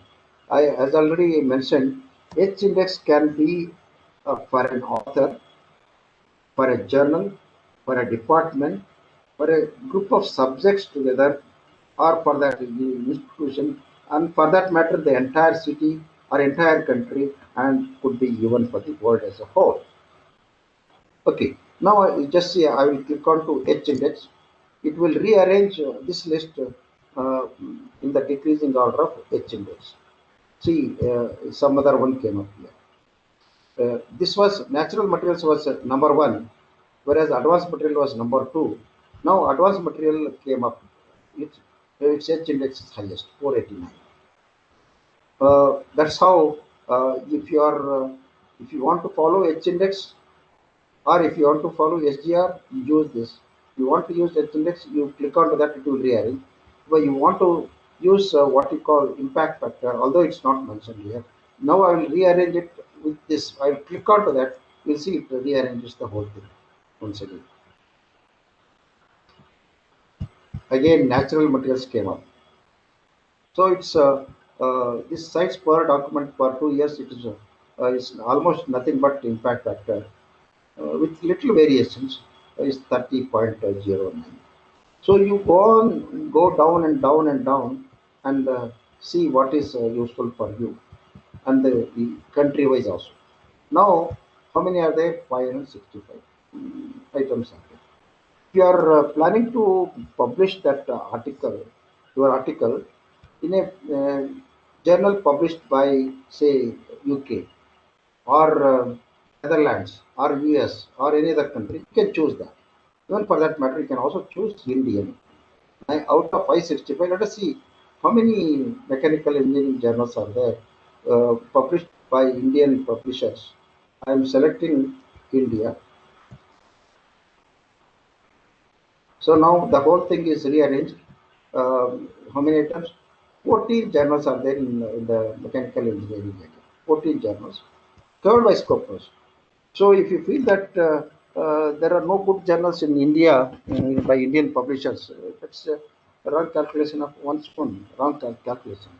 So you can see here, this is again arranged with the decreasing order of SGR value. If you want to go for impact factor, again you click onto this. So it will rearrange it in the decreasing order of impact factor. See, Journal of Institution of Engineers, Mechanical Engineering Division. Okay. This is you can see here Indian journal. All those values are there.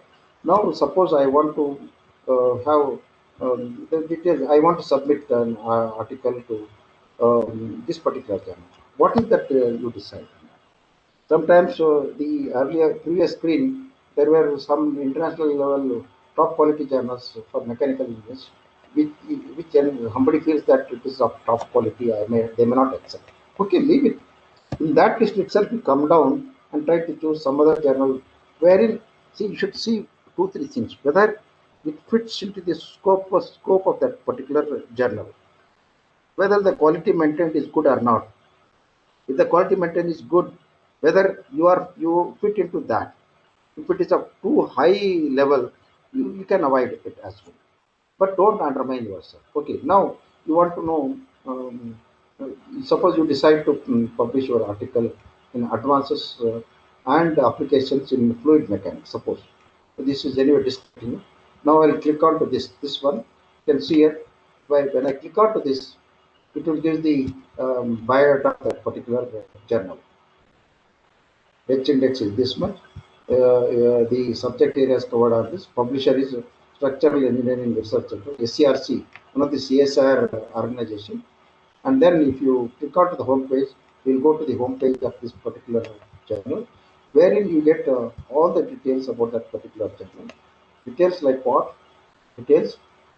What is um, the reviewing the policy of that particular journal, and author's instructions, a lot many things. Whether they have any publication charges or something like that, one can as well have it at it. Yeah, by the way, when I talk about this, suddenly I remember something which came in the paper today. Good news is that uh, national level they are thinking of one subscription for the entire country. That's a very good development. But how it will take a good shape, one has to clearly wait and see. But interestingly, they have mentioned that 1,500 crores they have mentioned for the entire thing. Probably they are not very correct in doing so. For example, an institution like IAC spends nearly 20 lakhs. One institution. There could be another 30, 40 institution of that level. You put all together, all universities and all NITs, triple IITs and um, so many other institutions. So that will be a huge amount. I don't know. I don't know whether they have mentioned what they have mentioned in the paper today. 1,500 crores. I don't know, but a lot of intricacies are there. So whether they are going to pull up the money that is given to all the institutions, or whether if they are going to also extend this service to the other private institutions, are they going to collect some money from them? But definitely, this is a very, very good move, uh, which is good news for all the researchers in the country. Let us wait and see in what way it takes this shape. Okay, this is about Simago General Banking.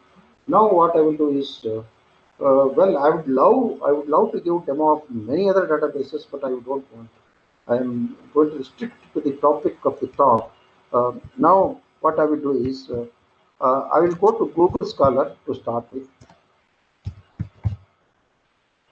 Google Scholar. Okay. Uh, what I would do is here, Google Scholar, people simply put some wording here and start it, but that's not a way of doing it. Better you use advanced search. If I these bars, if I click on that, it will take me to advanced search. And before doing that, I told you that you people can create your profile. Here is the channel for creating your profile. If you click on to this, it will throw up a performer wherein you can give your details. You can upload your photograph. You can give your email ID, your research areas, your departmental address, and lot many things you can give. It will create a profile for you, and which you can update as and when you want if you want. But it automatically updated as and when you click on to that profile, it will throw.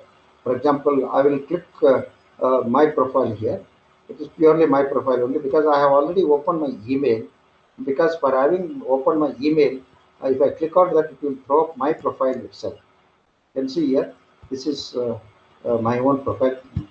Photo is bit old, and the university address is Mysore University. I left Mysore University almost 5 6 years back or so. So these are a list of my publications with the citations, with the H index and item index and the graph, etc. I can as well do that. But anyway, now I want to show some more things. For example, if I click on to this gives advanced search facility, or it goes to the metrics if you want. Okay, I will click on to the metrics which I mentioned about you during my talk earlier. It has listed the top journals like Nature with H5 index, H5 index top one, H5 median. This is nothing but what happens. The first article would have received some 1,000 citations. The next one would have received 1,800, etc. It takes care of that median value, and that's how this is more than H5 index. Okay, so you have a facility of choosing the subject areas also. Suppose I go to this, let me see engineering, let me uh, click on to engineering and computer science. These are the journals in engineering area. You can see this IEEE CVF, etc., which has got an H5 index of 299, advanced materials of 273. Now, you can also go for subcategories within that. You can see that there is a huge list of subcategories. For example, I'll click on to artificial intelligence. So it has listed all the journals in the area of artificial intelligence. For example, International Conference on Learning Representations has got a H5 index of this one. Neural Information Processing Systems has got 198 this one. So in that way, this is a freely available matrix given by Google Scholar. One can also choose subjects and subsubjects and get into the details of that and try to choose a journal for publication. This is one method. Now I will do something else. Mm, I'll go to advanced search. Uh, I will search some topic like, let me search COVID itself. COVID 19, I'll search. But you should always use, I told you, advanced search facility, wherein you can give the exact phrase of COVID-19 exact phrase, and if it is a general search, you can as well put here. It's as good putting here and searching in the main box there is almost the same. So if there are other conditions, let me not get into that. You can, if the word these COVID-19, if it occurs anywhere in the article or in the title of the article. So this naturally will give more number of items. You can see here, you can also restrict the journal or the author or the years, etc. I will not do it, I'll simply search. Let me see. Oh, it's asking, I'm not a robot because I have used a lot. Oh my God, this is, I want to skip this actually. Buses, bus. So select all squares with buses. Okay, I select. I hope it will allow me.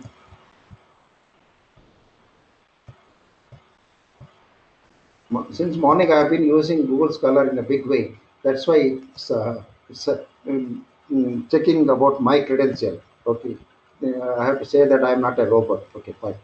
It has thrown up. You can see here how many, more than 13 lakh items it has thrown. COVID. The purpose of my showing this is not just searching the COVID-19, but the functionality of that. And again, if I go back, uh, my God, it's really creating me a hell of problem. I don't know. Oh my God. Traffic lights. It's testing me. It's coming in the way of me. I don't know. This is traffic light. This is traffic light. I don't know. Anyway, let me do that and see. Oh my God. Taxis. Here, taxis here, taxis, taxis here. Taxis here also. I don't think any taxis are there. Oh my God. I would rather skip it. I want to skip it. Okay. No, no, no, no, no. Okay. Let me show something else. Because I am wasting my time. See what when I do search COVID-19, restricting it to the title alone, naturally number will come down. See, it was somewhere around 15. It came to 1. So just see here. I would like to show a few things here. You can see here, if you click on to this, it will show list that particular article in different styles: MLS style, APA style, Chicago style, Harvard style. Whichever you are using it for your thesis or article or review, you can just copy and paste it. That's how it helps you. But one of the main things which I would like to show here is cited by this. So if you click on to this, so you will it will list out all the 44 articles citing this particular thing. So when you are carrying out your literature search, you can as well go for some top 10, 15 articles, and the article citing those 10, 15 articles. Again, article citing second level, third level, fourth level, you can go on. That's how you can build your.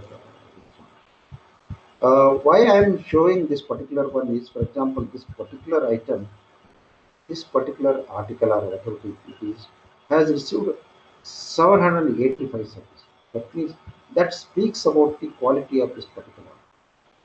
Invariably, Google Scholar arranges the list of items, whatever you have searched, the decreasing order of number of citations. But there is an exception here. You can see here this one has received 3,104 items. So it usually you can go on building your, and that's how you can make use of Google Scholar and creating profile, etc. Now I will go for next source. That is, there are many databases. Even for example, CNKI, that is China's National Knowledge Infrastructure. There's a wonderful database which covers, unlike our country, they work together. The entire publications of China can find in one place. All more than nearly 8,000 journals are published by China, All of them you can find them in one single search. And almost 80 to 90% of the literature covered by Scopus is found in CLK. You know, that sort of even that particular site also gives facility for knowing the citations, and even the citations styles like MLA, etc. Like that, if you go on exploring, you'll get many other things. Okay, now let me go to Scopus. That's the most important one. So I'm using the NAL credentials of mine, but I'm very happy that BLEACET also has got access to Scopus. I really congratulate the authorities of the college, and particularly Dr. Bachelor for having subscribed to Scopus. I will go to Scopus.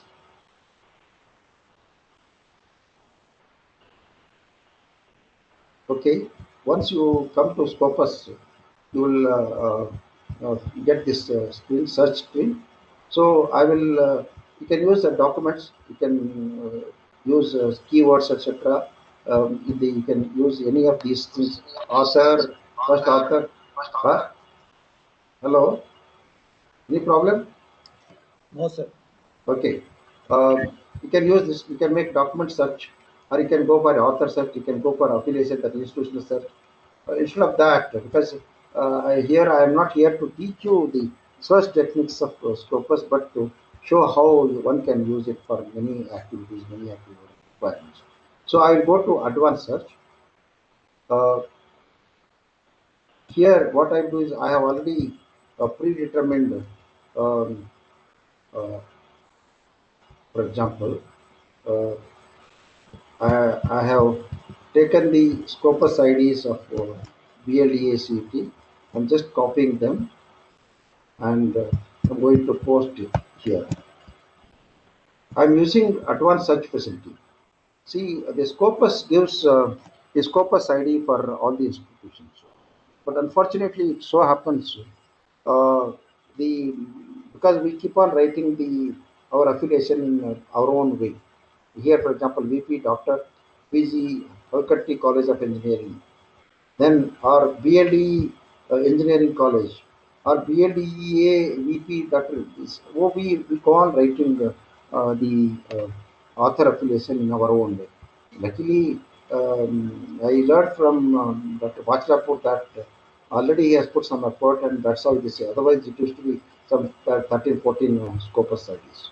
Now, as such, there are four Scopus IDs, which probably Dr. Bachelapur told me that he is writing to Scopus people to merge them, and by to get everything every time once total results. Otherwise, you know what happens if I search by using only this one, I may get only some references, not all.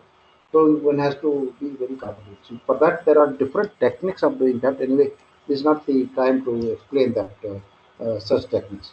So now I have used four Scopus IDs in a format decided by the Scopus people, because here are the field codes, etc., operator and or not, etc. You have to use all of them, and I used all of them, and I've prepared ready search day, and pasted it, and now I will be searching that.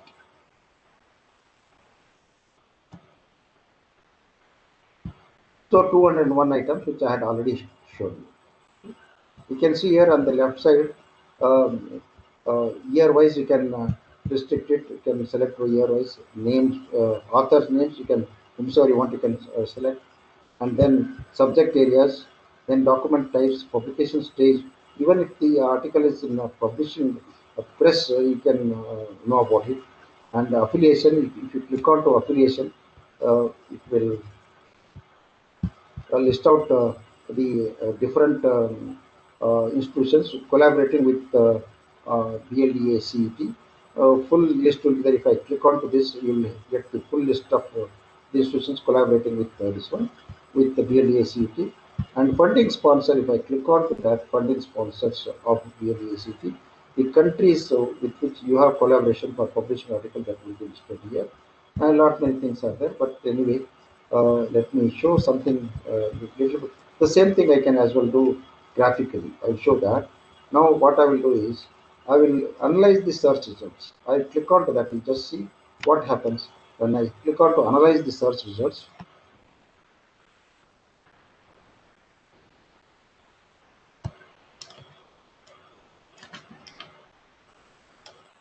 So it has thrown up the graph with number year-wise number of publications uh, by BLDACET. So down below, this is the graph which I have done. What I have done is I have simply taken the screenshot of this and made a presentation. Okay. Now document type, if I click on that, it will throw up that. Subject wise, it will throw up that. Now documents by author. If I click onto that, see Das SN. Uh, uh, she's the top author with Professor Das, K.K. Das as well. So many collaborative papers between them. If I click on this 22, it will pick up the items of Das SN as covered by Scopus. The author may have more number of publications, but as covered by Scopus, it's like this. Okay. Now, if I as well, I can click on to this. It will throw. You can see here DOS SN, then DOS critical, Patil PV, then Akkasaligar PP. Like that, you can as well do that. Okay. Now, I will document by affiliation. See, of your own college, leave it. If you take out your own college, uh, so it is giving the graphs of the number of publications in collaboration with whom you have published. You can go for other colleges as well. So Rani Chennamma University, then Northwest University Faculty of Agriculture, Northwest University, something that you can also generate graphs like this. Okay, now uh, I will by country. I will click on to country. So India you take out. Uh, These are the different 8 countries with whom BLDACT has published its publication. So with South Africa, they have got 4 publications. With Australia, 3 publications. They are all put in the graph. Okay. Now, most important is funding sponsor. Funding sponsor. If I click onto that, you'll see the funding sponsors. This particular DRDO has funded for the publications of these 5 papers concerned research, and you can also know that. Okay, so this is how you can analyze the results, whatever you got. I'll show some more things how to generate the H index, etc. I'll show that. So I will select all the items, these 201 items. Now I click on to export. If I click on to export, I can as well download it in CSV and other formats. I can have the list of those things. And later on, I can arrange them in any order I want. For example, I won't do that anyway. I will arrange these things. Now, its latest first is here. You can see the recent article is first on the top. I will arrange these articles in the decreasing order of number of citations, cited by highest. I'm rearranging them. So this particular item by the Das KK and Das SN, which has received 326 citations. If I click out this 326, it will list out all those 326 items citing this particular article. Okay. So now I have already selected all these 201 items. Now I would like to see the, if I want to see these cited by who are all the people who are citing. If I click on that, it will list out all the citing articles to this 201 items. That further I can rearrange that. Anyway, I'll do that a little later. Now you'll see here. I have clicked on View Citation Overview. See, this has generated a graph till 16 only. I can as well go for another 4 or 5 years back as well. So simply select 2013 onwards. I will update it. It will draw the graph covering up to 2030, and here is the H index. So if I click on to H index, this one, view the graph. So it will throw up the H graph of BLDACD. See, the number of documents, is the number of citations. Wherever the cross comes, that is the 15 is the H index. One more thing I did not tell you. See here, this here the number of citations received year wise. This is prior to 2016, 2016, 2017. These are the number of citations received by BADACT college. So when you are preparing the document for NIRF or something of that kind, you are presenting, this will be very good for you to do that. Especially when you are making a presentation in the presence of the NAAC committee, this sort of information would be very, very useful. Okay, now I'll come back. I have already selected the 201 items. I will click view cited by. I'll click on it.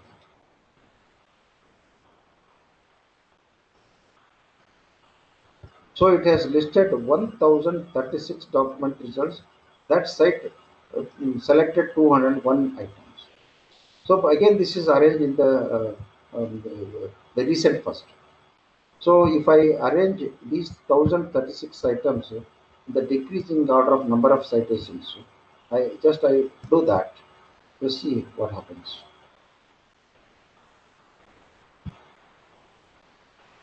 So this particular item by some Ali H in chemosphere, uh, which has received itself has received 1400 item, cites one of the item of BIDAC.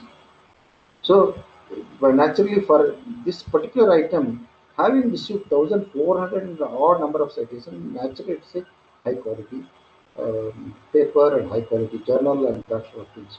Can also try to establish links with the concerned author, try to have some collaborative research. See what happens one in the beginning before starting. There was a discussion mentioning that what's a way of increasing your visibility, your productivity in terms of research, etc. This is one way of doing it.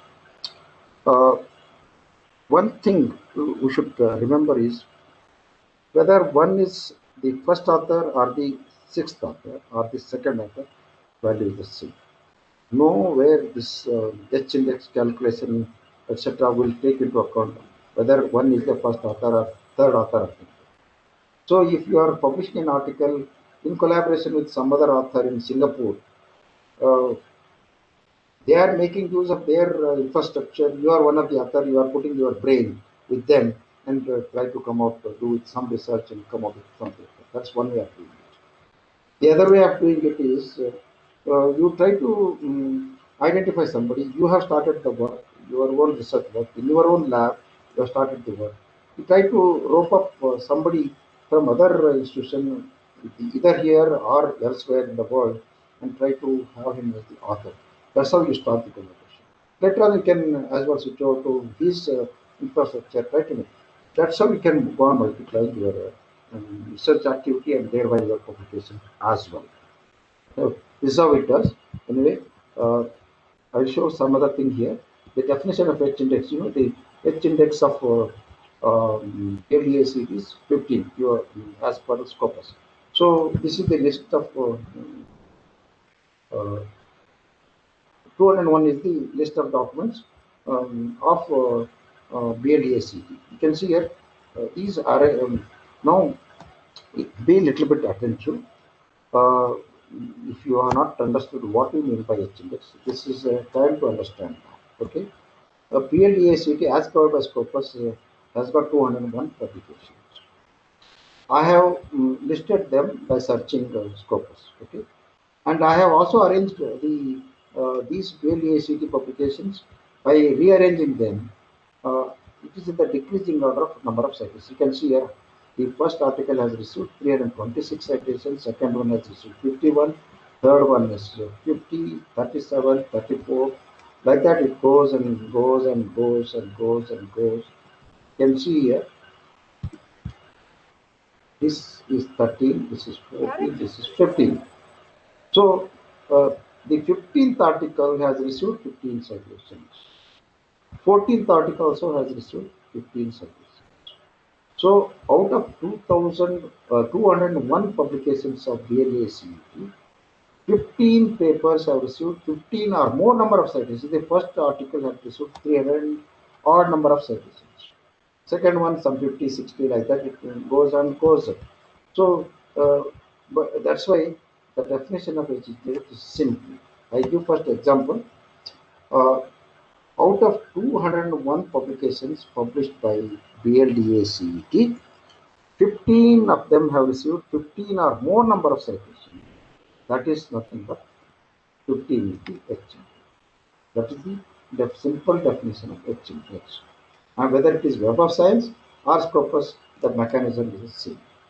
In the Web of Science also, you arrange the articles. When you click on to the say create the citation report, there it does in a different way. It automatically arranges the articles in the decreasing order of number of citations. Automatically it throws up the graphs which I showed you in the PPT. And here you can, when you click on to the analyze the subjects, etc., analyze the results, etc., you can also generate into these two. Web of Science and Scopus operate a little bit in a different way. That's all. Now I think I have almost covered, but I would have done a little more time, done something, but I would like to have some sort of a discussion as well before I end up this one. So that probably I think I can put an end. What do you think, sir? Organizers, Bachlapur. Hello, hello. Yes, sir.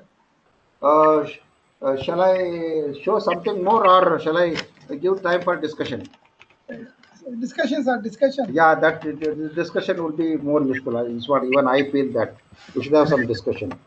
Okay, Yes, so now I will stop sharing the screen. Shall I do that? Yes. yes, sir. Okay, I'll come out of this. I will uh, stop sharing. Okay. Okay. Thank you very much, sir. We had deep insight into like indexing and metrics, all those things. We have some of the questions, like from my side. Like the major issue that we are facing here is tree journals. Like People? it's very difficult to identify. Like even Google Scholar, there is a possibility that we can add our papers. Yeah. Whether Google Scholar is not predatory, and it can it give suggestion to authors or researchers? Okay, this is predatory. Don't add these things. Is Yeah. that kind of is there? Yeah. Yeah. Uh, I thought actually I had listed that particular one also. There are some sites which are specialized in identifying which are the predatory journals. For example, predatoryjournals.com. You can note on if you want. Yeah. Predatoryjournals.com. If you go to that particular site, it's nothing but the Bial's list only. Bial is the librarian of US who had made a list of all predatory publishers as well predatory journals, etc. Uh, but the publishers fought against him, and that list was taken out. But somehow that list continues in some other way. We can as well make use of that. Apart from that, there are a number of other sources to identify predatory journals. One thing, and second thing is that UGC has the UGC care list. UGC care, if you simply put in Google UGC care, you will get into UGC care site, which lists two kinds of lists. One is one list is nothing but the combined list of Web of Science and Scopus. Okay. That's one thing. They say that if the journal is included in Scopus and Web of Science, automatically it is accepted by UGC.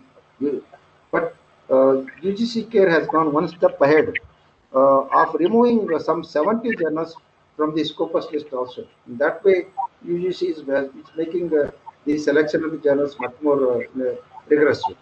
The second list is the ones which are not covered by these two indexing databases. Uh, they take case to case basis, and they go on adding the list of the journals based on the merits of the journals by taking into account of some of the criteria. which are put for testing whether particular journal is predatory or not. They do like that. But unfortunately, I don't say unfortunately, but that is their stand. But I had a lengthy discussion with Professor Patwardhan in this matter. uh, what he says is correct in a way. See, why should UGC bother about if somebody publishes a UGC journal? If UGC care doesn't honor it, that's enough. If suppose you are a faculty member, you want to apply for a post, next post, or you want to apply for your assessment, or if somebody is there to apply for a press post, and if he publishes in UGC care journalist, that's enough for them.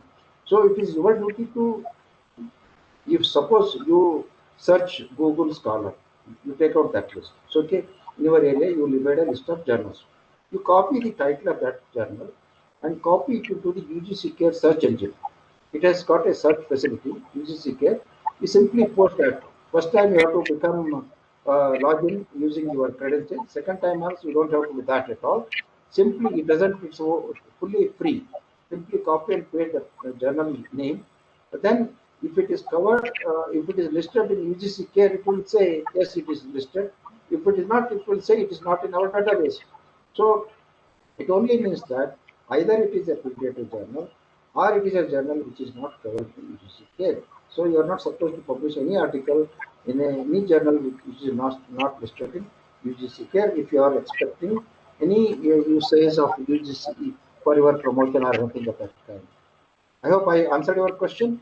Absolutely, sir. I think we have those UGC care list login IDs. Yeah, Keep on checking them, yeah, but still, like, so why Google Scholar and these, like Google Scholar, like we can edit our publications there, yeah, yeah. add our Can do. publication. So, does Google Scholar know that this is predatory or is not? It's No, no, okay no, that no, no. They are not bothered about that. they are not one. Google Scholar, it accepts anything, even if you're putting some journal Yeah. as if it is a journal by itself through your website. That also gets indexed in this Okay. Google Scholar. But still, they have those measures of H5 index, etc. It is the judgment for which we are they leave it to us. But as I told you the example, Google Scholar is a wonderful tool to start for your research. But to take good content from it, it is left up to your discretion. That's why very important. Absolutely. Coming on to this NIRF marking, like as Okay. we have 30% weightage for research. But I am not seeing your video. Why can't you come onto the video? Yeah. Let others also see who is asking the question. No, Yeah. let them also see who is asking the question. Otherwise, it should not be a dialogue between you and me. Sure. And coming on to this marking, we have 30% weightage in NIRF for research, Hmm. publication, all those things. Hmm. Like how exactly they mark, like whether they're going like collect all the details from all institutions applied, and they go for relative marking, or so they fix some absolute marking kind of like if you No, want some score. So what should be my criteria? Like number of publications should be more, or what is limit for number of publications there? that's a difficult question to answer, no doubt. But I tell you the general procedure. What they do is, even for this question, really daunts me a lot. E- So, if suppose your maximum, say, score is for a certain number of articles, if suppose you score, you publish much more, many more articles in the quality journals itself, would they add something? No, it's not that. That's a maximum score that is allotted. One thing. And second thing is the way they do is um, not necessarily relative. I don't think they use a relative factor at all. They use absolute values only. They have what they have done is they are using third party evaluation for this. Here, third party means for NIRF and NAAC, usually they could use Infinites service. But sometime some people also used Scopus and Web of Science service directly. You know what is happening is the sort of access what we have. For example, you people have got access to Scopus. Yes, Agree. Yeah, we have. But unfortunately, those people are too much, market-oriented people. Yeah, They don't give everything what you can't do everything what you want. It is a limited version. What we have got access not only in your college, even at IAC, what we have got is a very very limited version. For example, suppose if IAC they publish every year so many thousands of publications, and if you are analyzing the content for 10 years, it will be in 10,000s together. So when I want to analyze the 10,000 documents, analysis they do it. Analysis number of publications year wise, etc. But if I want to calculate the H index of those 10,000 papers, it doesn't allow me at all. So backdoor entry for me, what I do is I try to do that I select only top items and arrange them in the decreasing order, taking top 200 publications, etc. Then try to cut off and calculate H index is this much. That's a very bad way of doing it. But Scopus, for example, has got another product called SciVal, SCIVAL, which no, is a better analytics tool for doing any sort of evaluation of this kind, which probably the whole country only two or three institutions. In fact, IAC has got access to SciVal. Mata Amritanandamai has got SciVal access. There could be another few, not many. And same is the case with even Web of Science. It has got another tool which is a better tool. In fact, earlier in the beginning, the Scopus had thrown up all the other analytics tools through Scopus itself.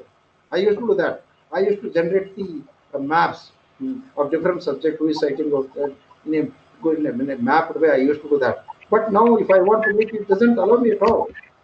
So yeah, that sort of limitations are there. So, because of this, NIRF, whatever they do is a little bit, I should say, they can't really give justice for their work. And another thing is, last time during my webinar with the medical 8 days back, Professor Das asked one very important question, very, very important. He said, NIRF people, they did not count a particular journal article because it was not published in the medical list. Who are they to decide? This is a very controversial thing, which I don't agree at all. Because which classification you would like to use? So and so journal belongs to medical. Who has to decide? You just because it is listed in Scopus medical list, do you think that it is what just because it is listed in Web of Science medical list? No, it's not the case. So a lot of other things are there which one can question, but there are no direct clear answers for this sort of things. I think we should take up that. Not only this NIRF, I told while mentioning that perception is such a this thing. I don't. This SIT is such a well-known college, and their campus selection is fantastic, very good employment, etc. And SIT also has got a very good image, but their perception value, if you see, is hardly anything. And same is the case with BLDACET as well. Because I have not seen the score of BLDACET in detail, for which I don't have access. I can't comment on that. But being in the North Karnataka, Bijapur, that area, I'm sure BLDA has got a better visibility among the peers, maybe academic or maybe industry people. But that's not counted at all. And who has to question this? And all the academics have to really take the matter and try to suggest them to come out with a better, transparent evaluation system for yeah, some of the category criteria like perception. Okay. yeah. Thank you, sir. Maybe my last question on this, like Mhm. as you already answered that, like whether they're referring just Scoopers and Web of Science for their calculation of publication quality, all those things, or they're using any other method? No, quality they measure in terms of citations, in terms of H index. That's the only answer. No other thing. No subjective evaluation at all. The nowadays you are aware. I would like to give one comment also. because I was involved in NAAC at Mysore University. I was involved in the NAAC as a steering committee member in Bangalore University as well. Though I didn't have any academic background, basically I'm from a scientific category from NAL. But after joining Mysore University, I got into again NAAC as well as this sort of exercises as well. In fact, I helped Mysore University people to get their biggest project of 100 crores from UGC, and my contribution was much as acknowledged by the Vice Chancellor in number of occasions, and that too in the meetings, etc. Okay, that's the part. So what is happening is you can't go by this sort of evaluation. You need to really come out with something. But see, in the absence of any perfect thing, this is something good. This is what. But still, there are some lacunas one has to really take into account, and they should try to come out with. Okay, perception. Do they mention which to whom they referred for your reference? Which industry they approached? Oh, did they? You would have given. Uh, did they do it? No, they don't do it. They do on their own. I don't know how they do it. God only knows about it. I think I'm sorry. I feel for a lot for that, and I keep yeah, telling like that. we have one question from participant. Yeah, please. He's from Dr. Ishappa Bandi. So his question Okay. is, can world ranking and Indian agencies have similar evaluation criteria in the future? No, Because no, no, no, NRF, no, no, no. No, they have their own way of doing it. They are more exhaustive than Indian NIRF or, for that matter, any other ranking agency. But the NIRF is the one which suits most Indian situation. For example, I tell you one of the criteria. One of the criteria for those international level ranking is how many Nobel laureates you have got in your university. yeah. Where can I get an answer from this sort of question? I'm giving just an example. So they have their own way of doing it. So we don't fit into their category. So when I say zero, I'll get zero marks for that. On the other hand, if I say how many Bhatnagar awards, at least Yes. Bhatnagar award, if not at a very big level, at least some Indian institutions have got Bhatnagar awards. Even that is a tough thing to answer. Absolutely. So like that, you can't. They do in a different way. Their sampling technique is a different thing. So both we can't even compare that. But one thing I could say, NIRF is a very sincere attempt by MHRD's initiative, which is doing good, and year by year they are improving on that. But unfortunately, I didn't see any improvement over the last 1 year. Absolutely no change. Same method, same mark criteria, everything's same. It's absolutely same. But they should improve upon that. They should have some seminars and conferences, etc. They should take the inputs from different people. Some programs like this take input from those people as well. Try to incorporate those things. That would be nice for them to follow. Okay, any other question? There's one question. Like I could have answered it, but I think we will get a better answer from you. I think most of the researchers they're confused with paid journal and open access journal. Yeah, I request. it's a good, really, it's a good question. Yeah. So In fact, if it were to be some other topic, I would have given 1.5 hour lecture only on open access journals and predatory journal. It's a yeah. topic by itself. Okay, but for having received the question, I can answer like this. First thing, open access journal doesn't mean it's a low quality. First thing one should remember. There are good number of open access journals having impact factor 10, 20, 30, 40, 50 also. That's one thing. But open access journals, once you talk about open access journals, so many other things keep cropping. What sort of open access? Gold open access or green open access? All those things you have to take into account. So if see, being a publisher, they have got certain expenditure. They need to make the expenditure for their review process or running the office. So many things are there. So Naturally, if they want to make an open access journal open access, they have to get money. Where from they will get? Some institutions have to pay, or advertisement has to pay for that, or others have to pay for that. So what is it? There is something called APC, that article processing charges. So that is the one which is levied to the authors. You know what they do? This is again a bigger topic to discuss. Uh, Nowadays, um, all the publishers have accepted open access policy, but while implementing it, they have got their own way of handling it. What they do, for example, Elsevier is publishing maybe 2,500 journals. Out of that, in every field, they may say, okay, um, one this so and so journal is open access, so and so journal.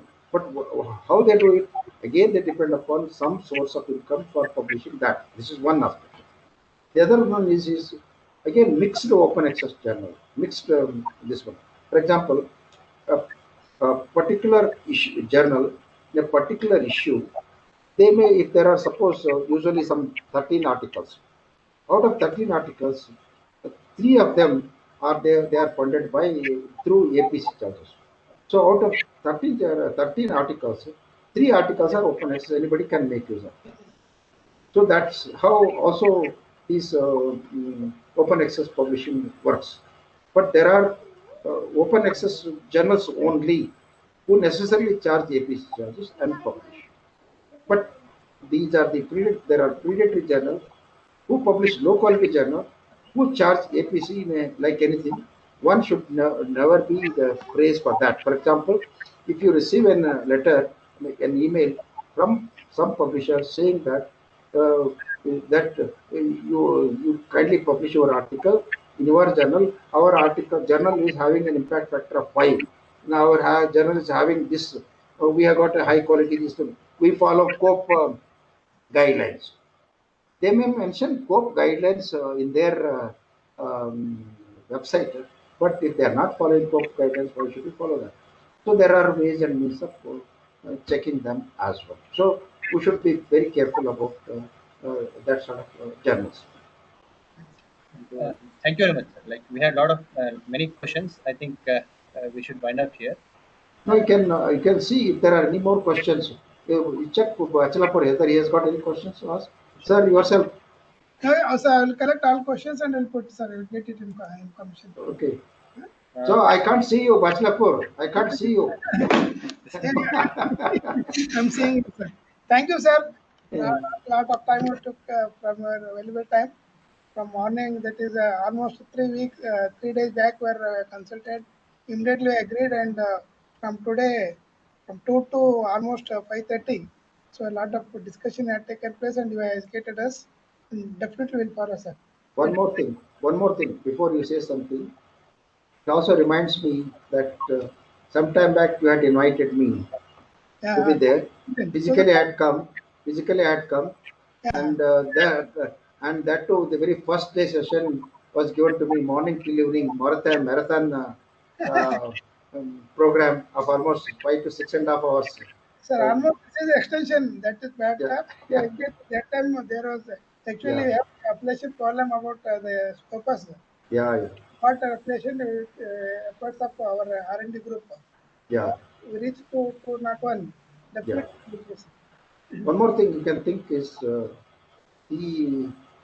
the other day I gave a webinar for the benefit of School of Architecture in some college. That was a wonderful program because that's where you have every way of getting the article what you want. The major reason why many people do not come out with good publications is they don't have good resources. But luckily, you have given good,